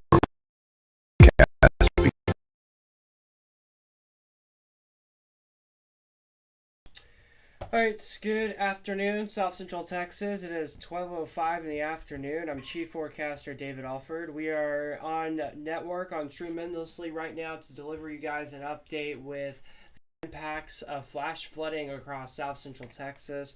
Latest updates is 90 people have confirmed dead across the Lone Star State, 27 in the Camp Mystic area, over 75, I should say, around the Kerrville area. Williamson County in Central Texas that we cover so far, 2 people, 4 in Travis County, 3 in Burnett County, and 1 in Kendall County. All 4 of those counties being in Central Texas this afternoon with these reports coming in. And Burnett County officials are expected to do a live press conference coming up at 2 o'clock this afternoon. So as we take a look at the radar right now, the showers and storms are starting to dwindle for now, but we have an ongoing flash flood warning for Burnett and Llano counties right now, then a flood warning for the Llano River from Llano to Marble Falls to right here at the studios in South Marble Falls. Alright, let's get to the latest updates here with everything you need to know this afternoon. As you see on radar, storms again are starting to dwindle across the area. Now it's just favoring Mason County. We're starting to see these sea breeze storms starting to intensify off towards our east.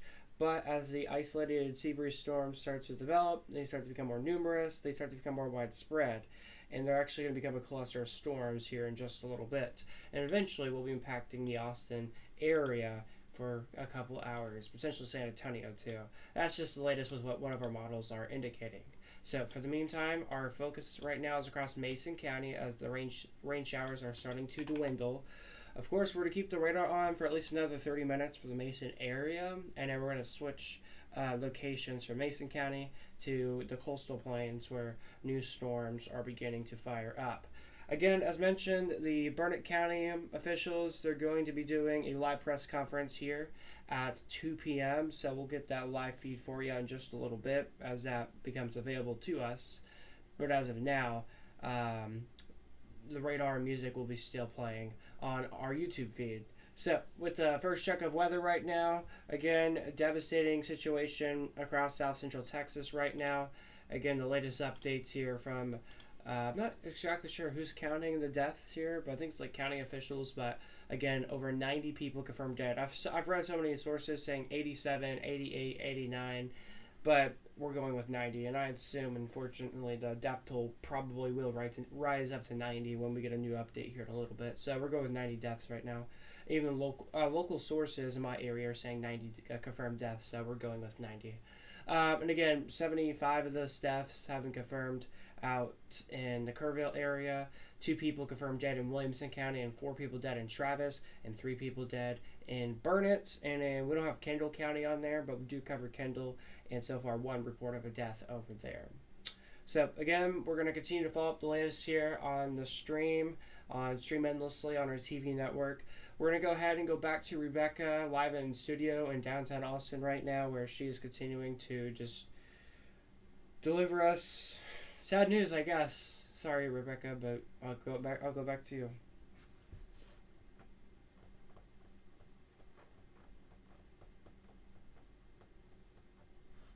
So just a reminder, guys, we have this Storm is partners with a TV network called KATX. And I do, our Storm network does weather for the TV network that covers the Austin, San Antonio area. So that's why I was doing a forecast just now. And I typically don't show the live newscast just because I don't have it set up yet where I can do that yet. But anyways, that was just a live update I was doing just moments ago. Alright, so that's what I got for right now. I'm going to return you all back to the radar music. I'm going to work on some more graphics. And we'll see you on the other side here in a little bit.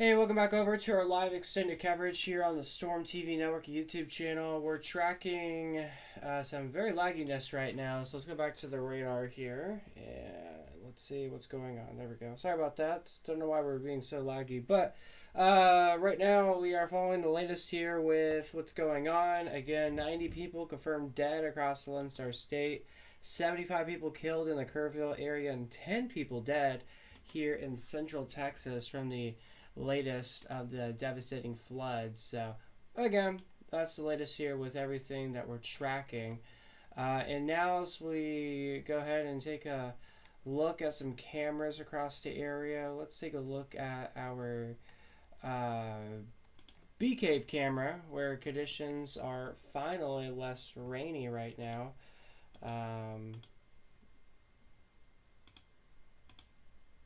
Yeah, there y'all go. It's less rainy out there right now. Things are finally quieter out there across South Central Texas. So it's nice to see. Are we still lagging? We are tremendously. Hey, there we go. We fixed it. All right. It's every time I go to this graphic, it's so laggy. We were not having this problem a few minutes ago. It was perfectly working, and now it's so laggy, so I don't know why it's doing that. So my apologies about that. But anyways, here in a little bit, we got breaking news. The White House is holding a news briefing after the Texas disaster. We're going to get that popped up on here in just a second.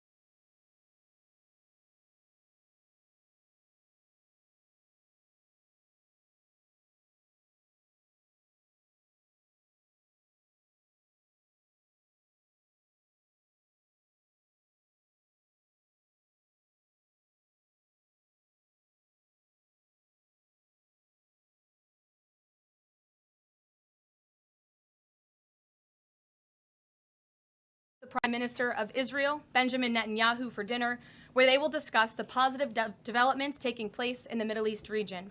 Tomorrow, the president will host his 6th cabinet meeting of his 2nd term. Many of you will be invited to cover that. And on Wednesday, the president will host leaders from 5 African nations for lunch in the state dining room. In other news, after the historic signing on the South Lawn of the White House on the 4th of July, President Trump's One Big Beautiful Bill is now the law of the land. Republicans in Congress met the once-in-a-generation moment and codified the Make America Great Again agenda into law. After this monumental achievement, no other president in modern history has worked harder and faster to fulfill their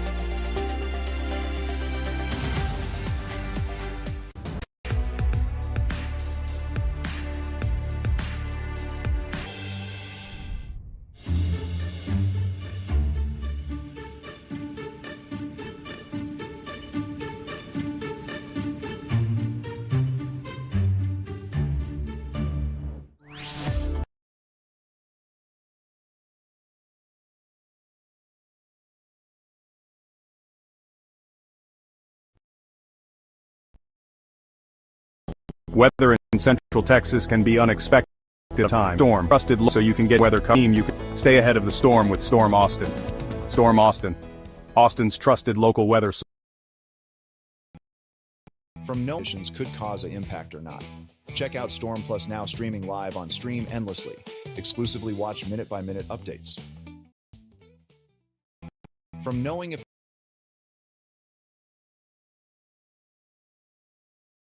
some serious lag that we're having right now on the network. Sorry about that, everybody.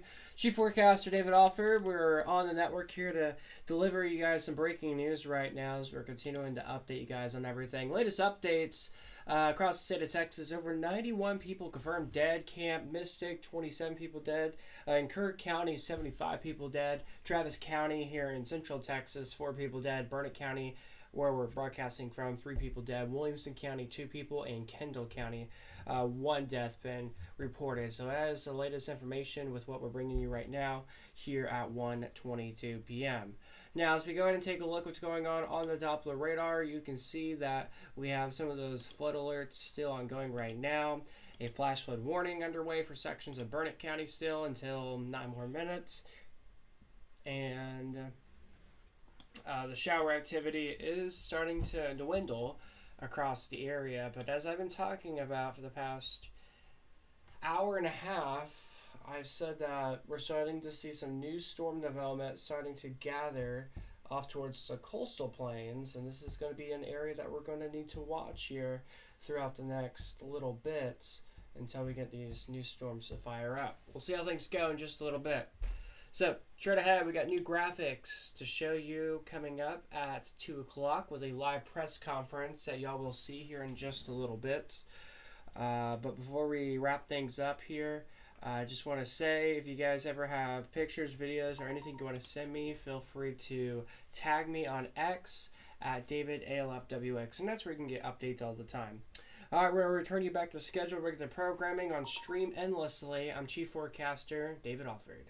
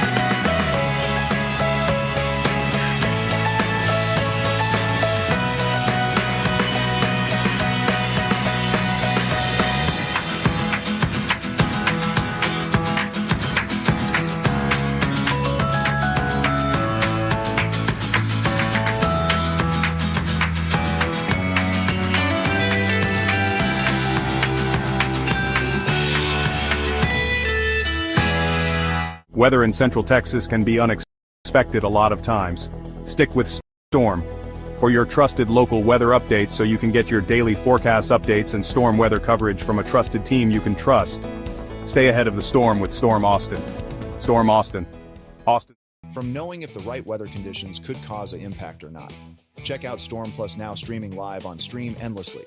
Exclusively watch minute-by-minute updates.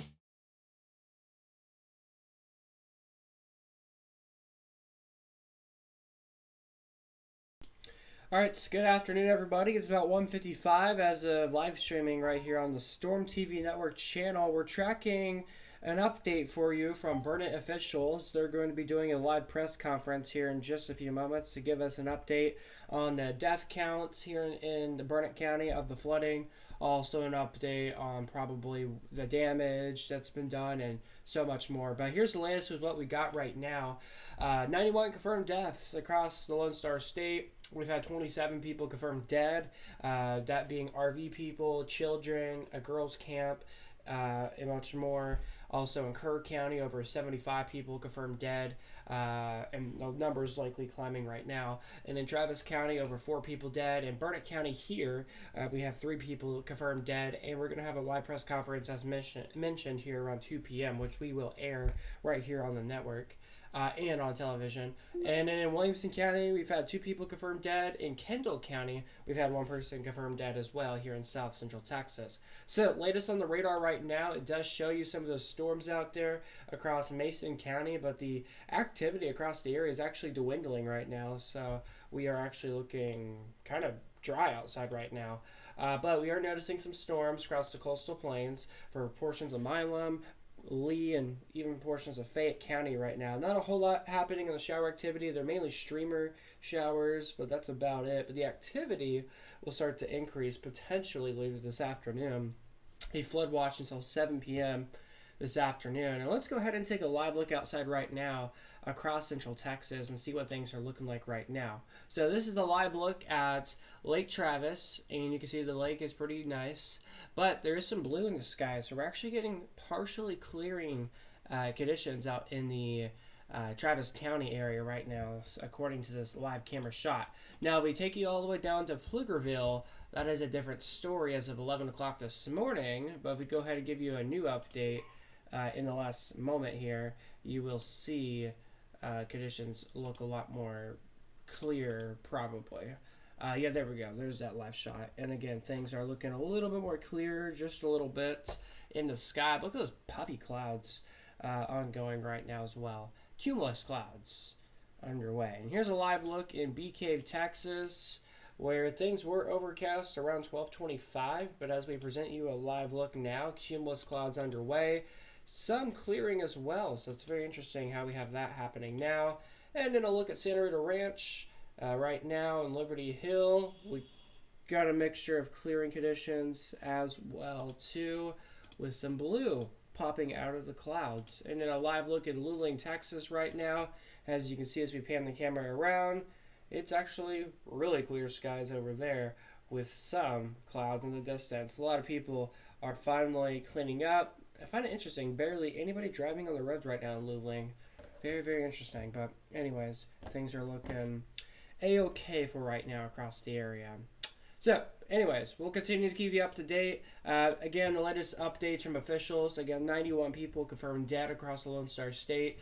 75 of those people in Kerr County, and it's 27 people at Camp Mystic, which is a girls' camp, I believe. And in Travis County, we've had 4 people dead. Burnett County, 3 people. Williamson County, 2. And Kendall counties, we've had over 1 person dead as well. So coming up here in a little bit at 2 o'clock here, we are a live press conference with Burnett County officials, which again will exclusively air on the network. We actually have some new graphics that we'll be showing you while that is on air in just a few moments. So we're ready to present them to you, and I'm ready to show them out because I've been working on these for like 5 minutes. So anyways, that's what I got for right now.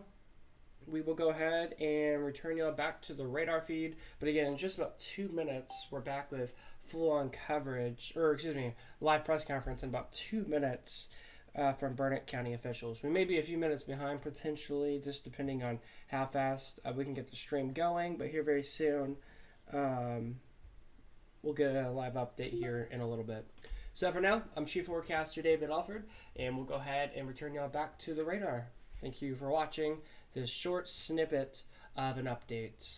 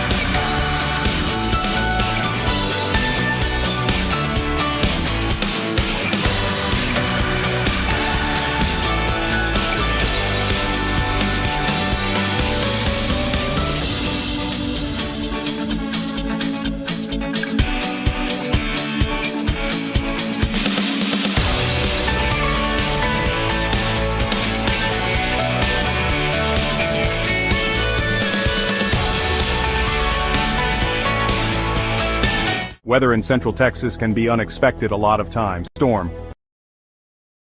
For your trusted local weather updates so you can get your daily pass updates and storm. From knowing if the right weather conditions could cause an impact or not. Check out Storm Plus now streaming live on Stream Endlessly.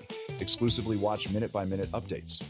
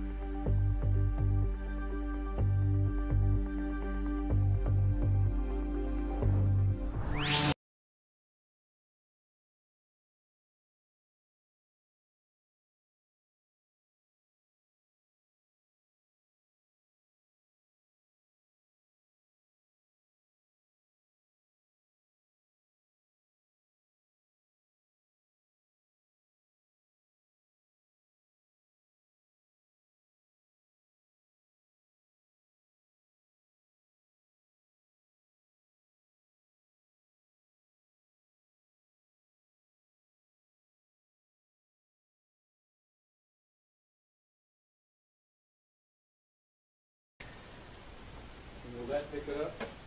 Or do you have one more? He can say what it is. Do you want me to Wi-Fi Is that across Central Texas? Six counties. You mean to type it in for you?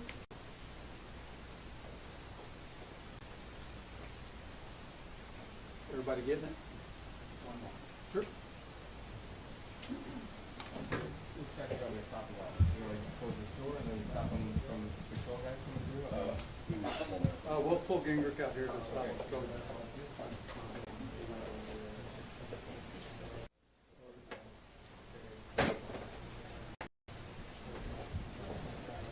Hey man, can we pull your flag? Oh, yeah, go. Yeah, but.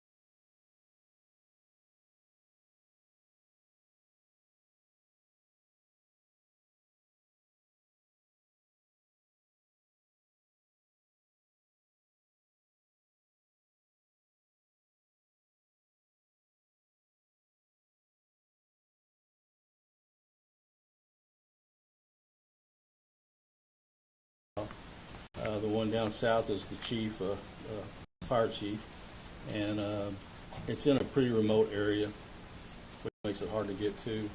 A lot of the low water crossings and bridges are washed out down there, so we're having to helicopter most of that personnel in to do that search. I think y'all know we found his vehicle. We've also found some personal items down there. We still have not found Chief Phillips yet. The other missing is someone from the Burnett area. We've located his vehicle. Still have not been able to locate him. Most of that's being done with drones and just boots on the ground. But we're still in active search, and we're going to do everything we can to find the other two folks that we have missing. I think there were some questions about how. One of the things I think we need to talk about is the rescues. We saved a lot of lives out there. We talked about the bad part, and we should, but a lot of times we don't mention the rescues. We had 62 rescues. I think that's a hard number. That may change.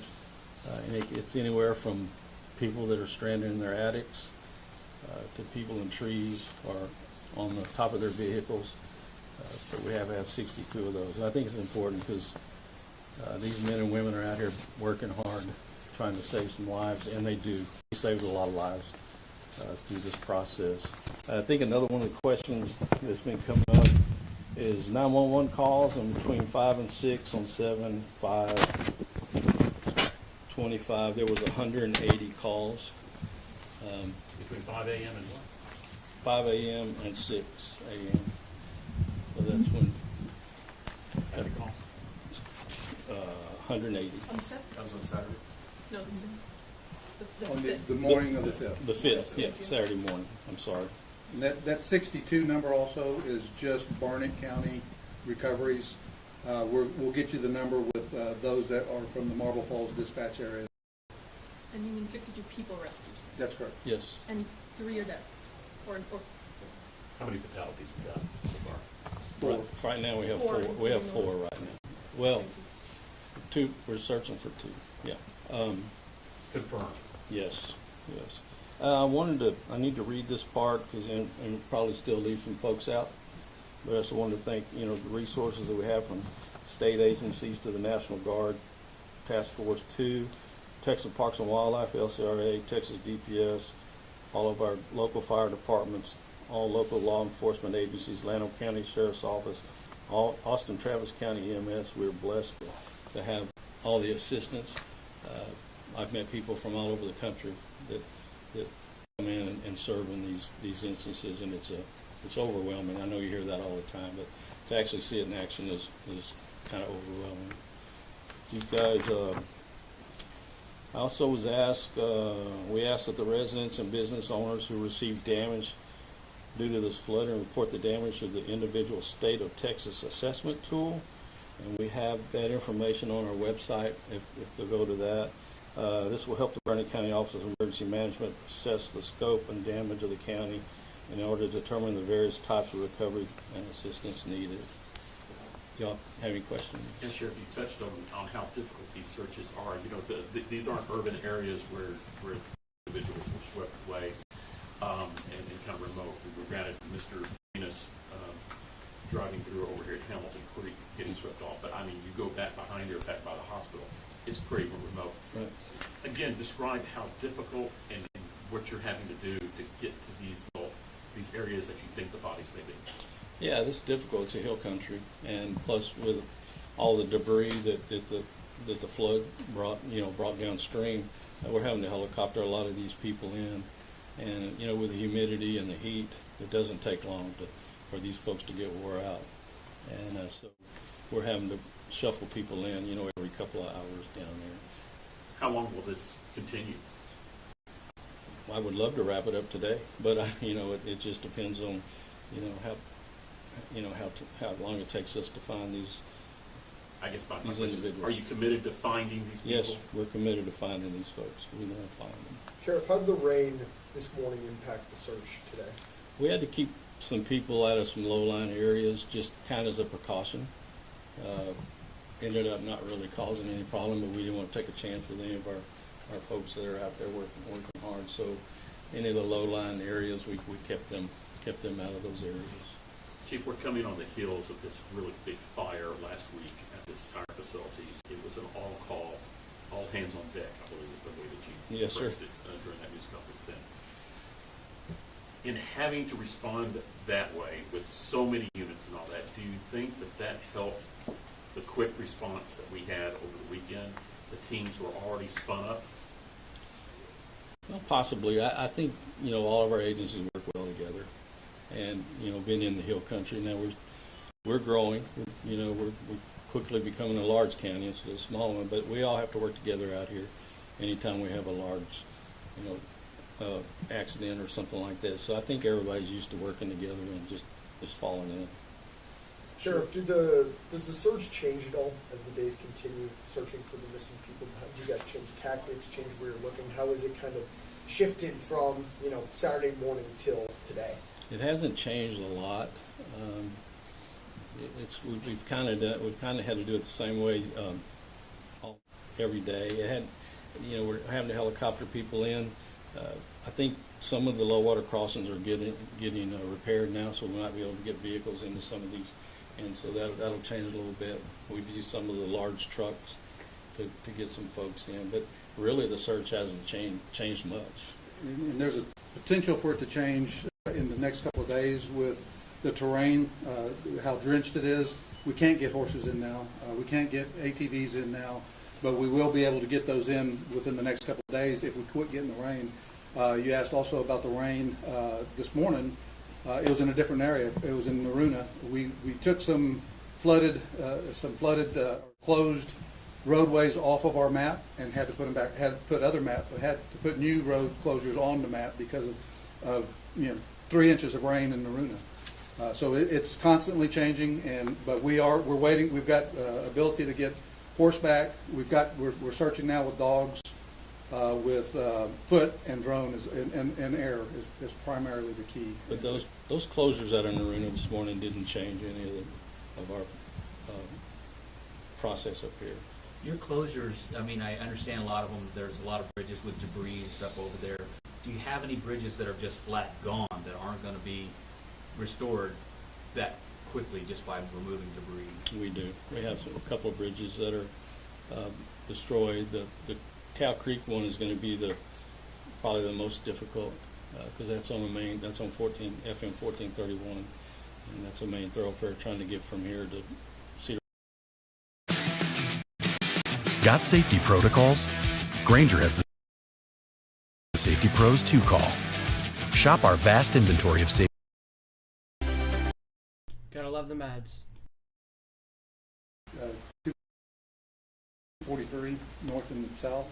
Right. That the TxDOT is working on today. Yesterday they worked on they have one passable for emergency vehicles on 1174 and 1431. Yeah, I think 1174 is another one that's going to be a big problem for it. It carries a lot of traffic. Park Road 4 at US 281. It's not a bridge, but the road is washed out there, and that carries a lot of traffic for us. So, yes, sir. Sure. I believe you said one person's body was recovered today. What can you tell us about that person and where were they found? Yeah, we're not releasing any names at this point. Travis County actually recovered that person. Is that our missing teenager? Yes.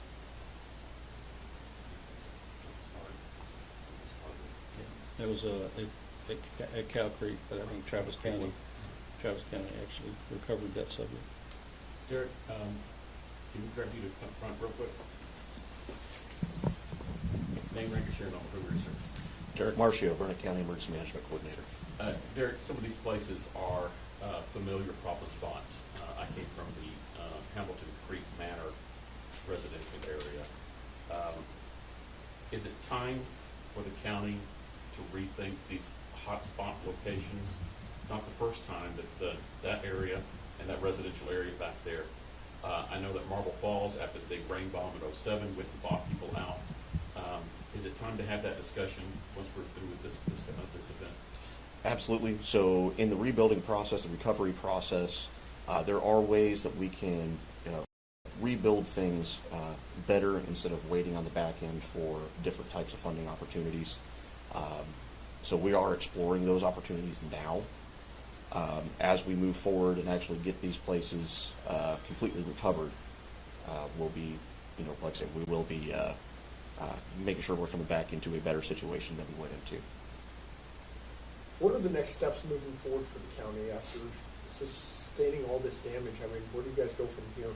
So at this point right now, we are working with our community partners to train and develop the damage assessment teams to be able to go out and actually document the damage, see what the exact needs are, along with working with our county commissioners and the road and bridge crews to identify all of the impacted roadways, bridges, any county infrastructure, private infrastructure as well with those damage assessment teams, all with the goal, of course, of bringing in whatever assistance that we can and being able to rebuild things as efficiently as possible. Beyond that, of course, community support. Next thing, of course, would be agricultural support, especially with livestock. We've started that process this morning. More information to come as soon as that is actually set up. It's been in process for about the last couple of hours to make sure that we have the proper personnel in place to be able to track those damages. Donations management will also be another piece. We're working with the Arc of Highland Lakes for all donations and community support. So they will be the basically the central organization for any donations coming into the county. But at the same time, we ask that anybody who is trying to bring supplies to double check with the Arc of Highland Lakes. Their information can be found at arcofhighlandlakes.org or reached at 325-423-3662. Just so that we don't create the usual secondary disaster of donations. We want to make sure that the donations that we are getting are what is needed, and monetary donations, of course, always sometimes work better, just because we can actually use that money to actually buy the things that we need, and that is also through the Arc of Highland Lakes. I've seen a lot of volunteers showing up, just people just, like we were at the RV park and people were just showing up ready to help. What do you want to say to volunteers who do want to show up and help, given what you just said about being overwhelmed with donations? What about volunteers? What would you want to say to them? So at this point, we really do have, I would say, enough public safety personnel who are trained in how to do search and rescue. We would much rather stick to that route so that this way we can ensure the safety of all responders who are conducting these search operations. Beyond search operations, like these people were showing up to help clean up and clear debris and stuff like that.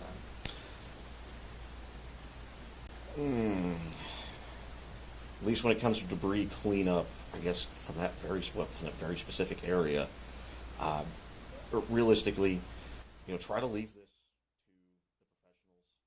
You're taking a listen in and a live look to Burnett County officials right now doing a live press conference right now, an update with 3 people confirmed dead in the county. One update was all we know is a teenage kid was found in Travis County, we believe in a river or a creek, and was found dead in there, but he's a Burnett County resident. That's an update that we received just about 7 minutes ago, as they were just talking about this in our press conference. We're going to go ahead and return you back to the live audio so we can get more updates and more information with what's going on. You're watching the Storm TV Network channel. It's 221, and our coverage with this continues right now. Those alerts go through the wireless emergency alert system, which is a part of the federal government's integrated public alert and warning system. So those alerts were going out very often for any specific evacuation requests.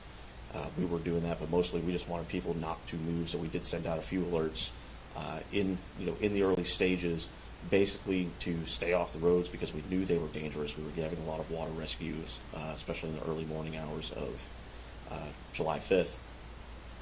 With that, basically it was stay home unless you had to flee.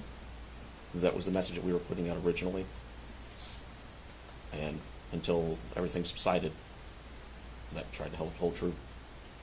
With an event like this is happening in such early hours where people may not necessarily be near their phones, is there any additional steps you could take?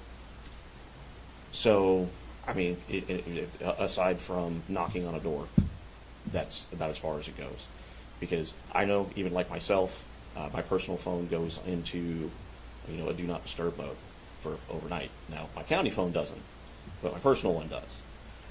So the only advice that I would give, at least in the aftermath of this, is make sure that you have those wireless emergency alerts activated so that at least those can go through, because we can always request for alerts to be sent out through that venue as well. But a property buyout in these hotspots, just to confirm what I was asking earlier, that is a logical next step, just to get away from like Hamilton Creek. It's like, come on, this is over and over again. It's a definite option. Could you tell us more about the areas where you saw the most damage and how this compares to previous floods that you've seen? Like, have you had to do 62 rescues in any recent memory? Well, not in recent memory. Of course, last big flooding event would have been 2018. The sheriff would probably know more about that. I came on board in 2023, so I've read about it, but I don't have the details on hand. I unfortunately didn't have to live through that. However, that would be the most comparable event in recent memory. And where are the areas where you saw the most damage this time around? So this time around, most of that damage has really been across the eastern portion of the county where the heaviest of rains fell. So basically here from city of Burnett on up into the Lake Victor area, on over into kind of east side of Bertram, all the way down 1171, or I'm sorry, 1174, down to 1431. Chair, can I get you one more to wrap this thing up with these rescues? Sure. And how amazing, we're talking about 4 confirmed fatalities. It could increase by 2, maybe not. Right. But this could have been a lot worse to come for some of these rescues. Just, can you give me a couple of ideas of what these first responders did and what they found and how they saved these people? Right, yeah, so I was speaking of earlier is there was, I think, 62 rescues, and it was anywhere from people being in the attic of their homes to being on top of their houses or in trees or on top of their cars. And so a lot of times we skip over that. We don't talk about the rescues, and so this could have been a whole lot worse. Had we not had had those people out there, risking their life trying to save lives. It could have been a whole lot worse. I'd like to talk a little bit about the flood. The 2018 flood was mainly out of the river basin. The Llano River came down like more than this weekend. When we first were talking about this flood or this event, that's what we were talking about, was the Llano coming down. Now the people along the river are kind of used to these things, and they prepare for it, and they were prepared for it. But the separate event was all the rainfall, and in the hill country, a lot of these dry creeks that you see out there, they become raging rivers with water coming off the hills and all that. So it was kind of a combined. It was almost two separate events that they came together on this. So I think that's what made this bad. The river, Llano coming down, backed some water up into like Marble Falls and stuff like that, and then we added, the rainfall, the runoff from the rainfall, and it was kind of like a perfect storm. Just one last question. Could you talk about whether you believe this was preventable in any way on a personal level, on a collective level, and whether kind of what steps the county will take to look into that? No, I certainly don't think it was preventable. I mean, we had the death. I mean, sorry, not the weather. Yeah, I can't control that. But so I don't think it's preventable. And like I was speaking, and anybody who's been in the hill country very long knows that we get water running through these canyons and stuff, and it's just like raging rivers. So I don't know. It seems like these things always happen in the middle of the night, which makes it worse. The Kerrville event, it was dark, and it just seems like it always turns out that way. But no, I don't see how we could prevent it. I don't say we could put any blame on anything. Mother Nature's kind of hard to handle sometimes. Yes, sir. Can you share a little bit about how some of these missing folks, were they trying to cross at low water crossings? Were they just out and about? How did some of these people go missing? Yeah, I two come to mind that I know of. The other ones I don't really know how they got.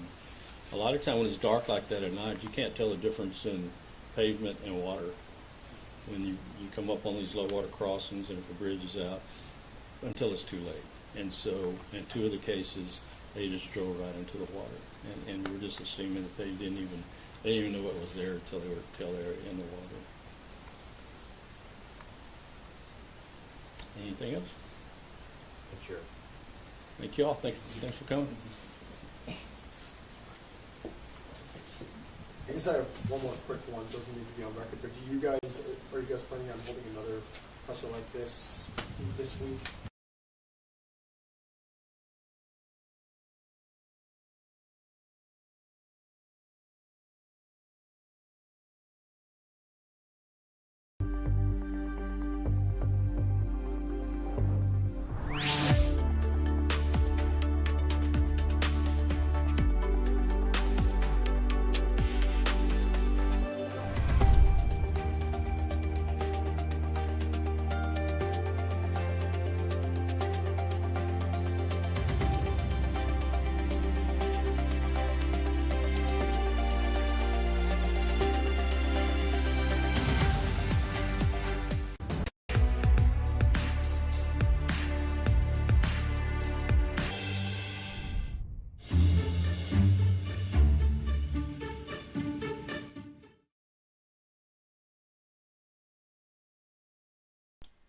Hey, welcome back over to our live coverage here on the Storm YouTube channel. That was the latest there with the Burnett County officials of what's going on with the event. They gave us an update with everything there and the deaths and saying thank you to people that are helping out and reaching out in other counties around as well.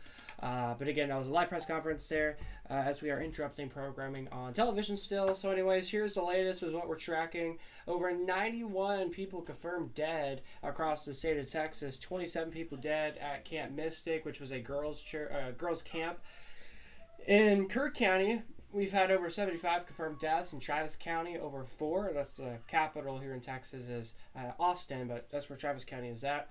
Burnett County, we've had 3 confirmed deaths, but I believe I heard this earlier that they said that a teen, some sort of teen, was found in the river in Travis County dead, but he was a Burnett County resident. I think that's what I heard, but I'm still following up on that. And in Williamson County, 2 people dead. And in Kendall County, I think north of Bernie, 1 person dead here in Central Texas. So, again, that's the latest with what we're tracking. But, again, that's the press conference for right now. As of now, I think that's all the press conferences for today. We've had 2 press conferences today already for the Kerrville area. We've had one in, I think, did we have one in Travis County today? I don't think we've had a Travis County one today yet, so we'll follow up on that. We've not had an update from the governor today. Don't know if we will. We had an update in Williamson County. Next thing is I'm surprised Lando's not doing any press conferences for this, but Lando's not doing anything that I know of. Anyone else? The White House, they did an update, but when we were trying to air it, it was all political, so we don't like to do political stuff. It's just weather, so we automatically took that off air. So, anyways.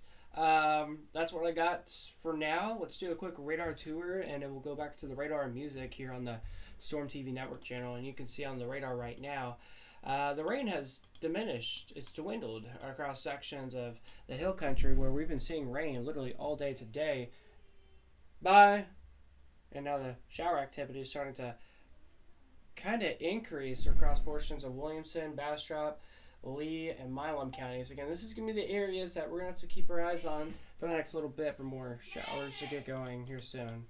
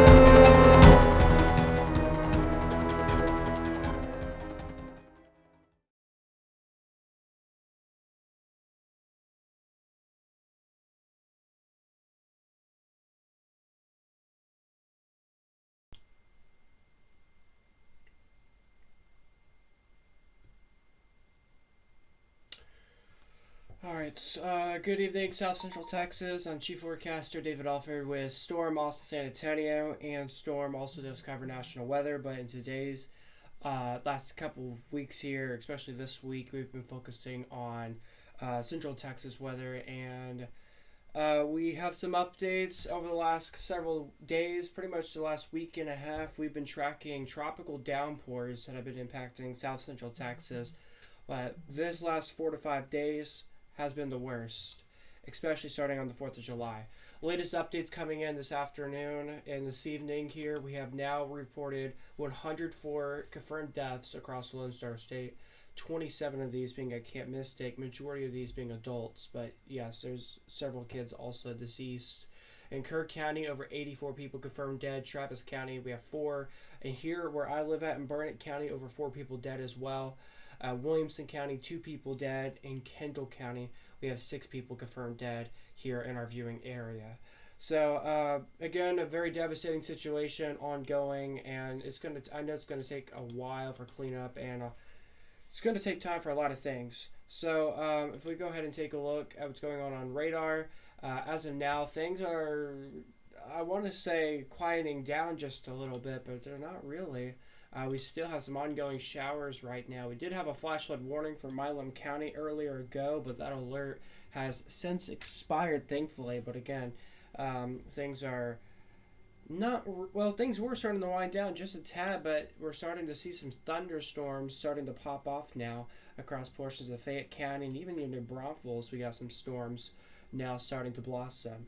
So again, we do not need any more rain. I'm talking for like the entire viewing area. We do not need any more rain. Everybody in our viewing area has at least received 2+ inches of rain in the last week and a half. Everybody's seen two inches of rain or higher. Out in Burnett County and portions of Travis counties, in just a 24-hour period, just all in together, those 2 counties have received over 20+ inches of rain in just from the 4th of or really from July 3rd and July 4th going to July 5th and parts of July 6th, where we've experienced devastating heavy rainfall rates and amounts, and also portions of like San Saba County, Mason County, Kerr County, Travis County, Comell County, Kendall County. We've seen tremendous amounts of rainfall, and with all that amount of rainfall that we've been seeing, this has led up to significant flooding across the area, and has been leading to situations like this right there, the latest, with 104 people confirmed dead. Again, we're still following up on the systems and everything, like were there warning systems going off in time, what exactly was going on, when these alerts went off, and did people get alerts? They're still following up on that. Just a whole lot of information that a lot of people are trying to get updated information on. I heard that people were flying drones in the Kerrville area, and I guess a helicopter crashed into it, and that was like 20 minutes ago, so that's not good, obviously. But hopefully they can get that. Hopefully they get that situated and figured out. But again, guys, here in South Central Texas, the devastation is on. It's real. It's going to take a long time to clean up. It's going to take a long time to get things back to normal for sure. I know, especially here in my county, we've had mainly the east side of Burnett County, where I'm broadcasting from. You can see Storm TV Studios right there. That's where we're broadcasting from, south of Marble Falls.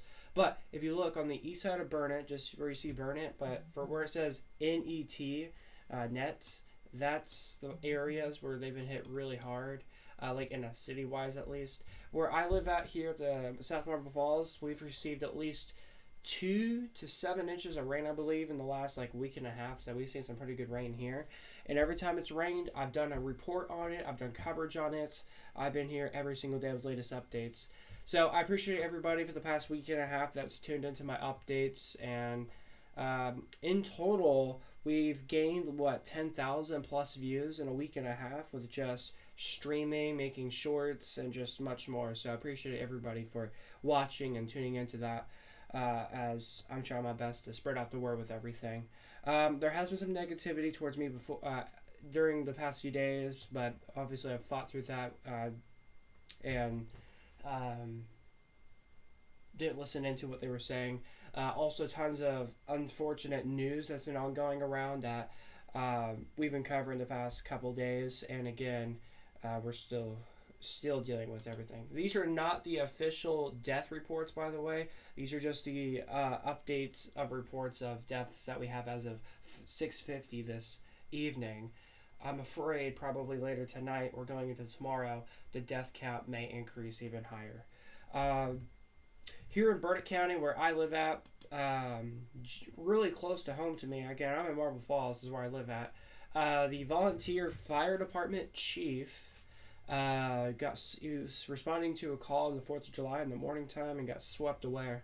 He has not been found ever since, so I think they're gonna just have him just dead, maybe, I don't know. But this is the worst part of weather. For when I do weather, I love to cover it. I love to inform people. I like to do coverage on like severe weather. This is one of my first flood events I've ever covered. And this is actually, for my first flood event I've ever covered, I've only gotten about 7 hours of sleep in just a 72 to 100 hour period of time. So it should show y'all the true dedication with what I have here with covering the weather. But again, over the last several hours and days, this has been my first flooding event I've covered. It's one of the longest events I've ever covered for any kind of weather, ever, really, especially when it's where I live at here at home. So, again, devastation still continues for nearly 1 million people here in South Central Texas. It's not just Burnet or Atlanta or Williamson or Travis or Kerr counties. Everybody across the area pretty much had an impact with the storms and the 4th of July, and it's just horrible. Now you may be thinking, are we done with the flooding? Are we done with all this madness? As of right now, no. Flood watch should expire here at 7 p.m. very soon, but I have got some word here that they've issued a new flood watch to our west, and there has been some word that they may do some extending to the flood watch, or they'll let the flood watch expire, but they may issue a new one. Don't know yet, but I'm still following up on all of that.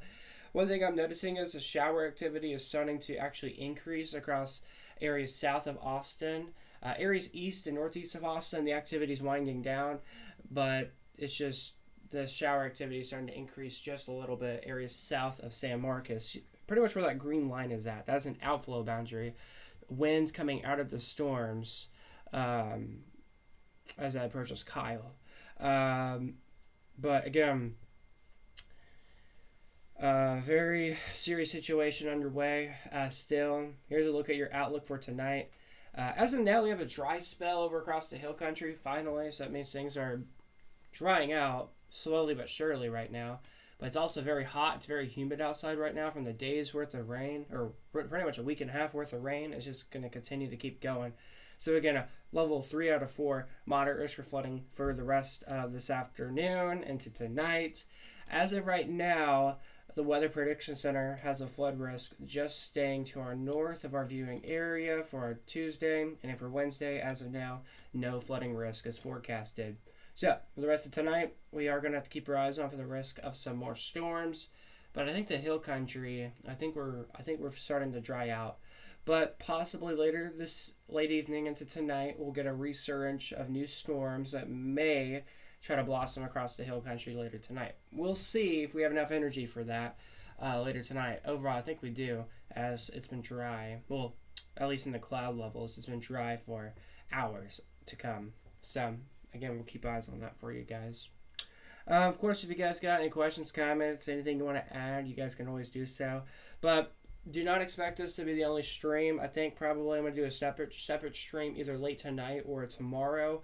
We're going to do a whole recap of the deadly situation, an update on the death counts, probably give you some pictures and videos of everything, of what things have been, and then just a recap of what I've been doing here on the YouTube channel. So that's probably what we'll do here next few days.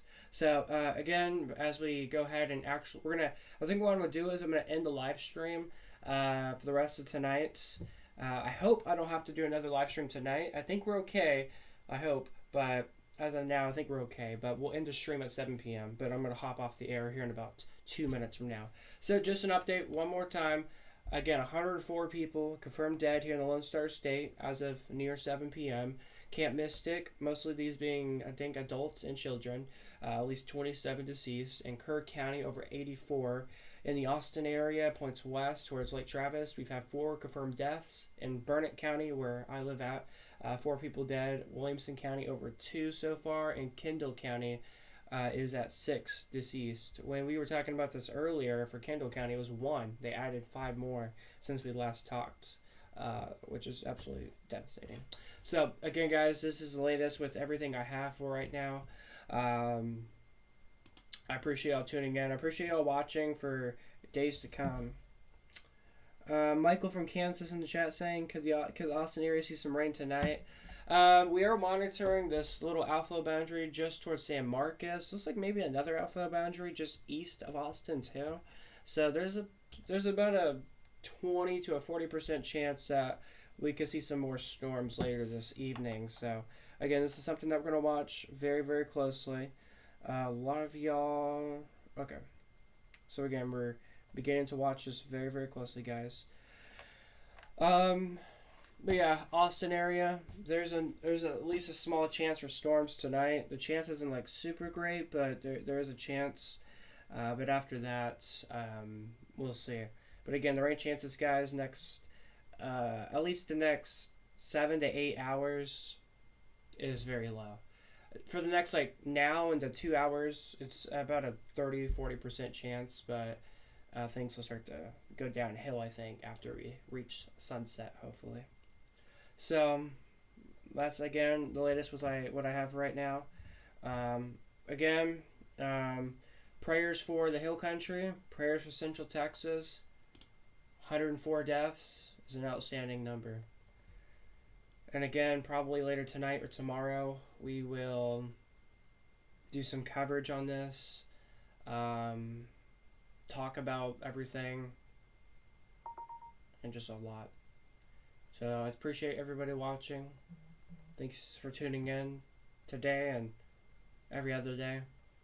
And I will see y'all back here in another live stream, potentially soon. Have a good night, guys.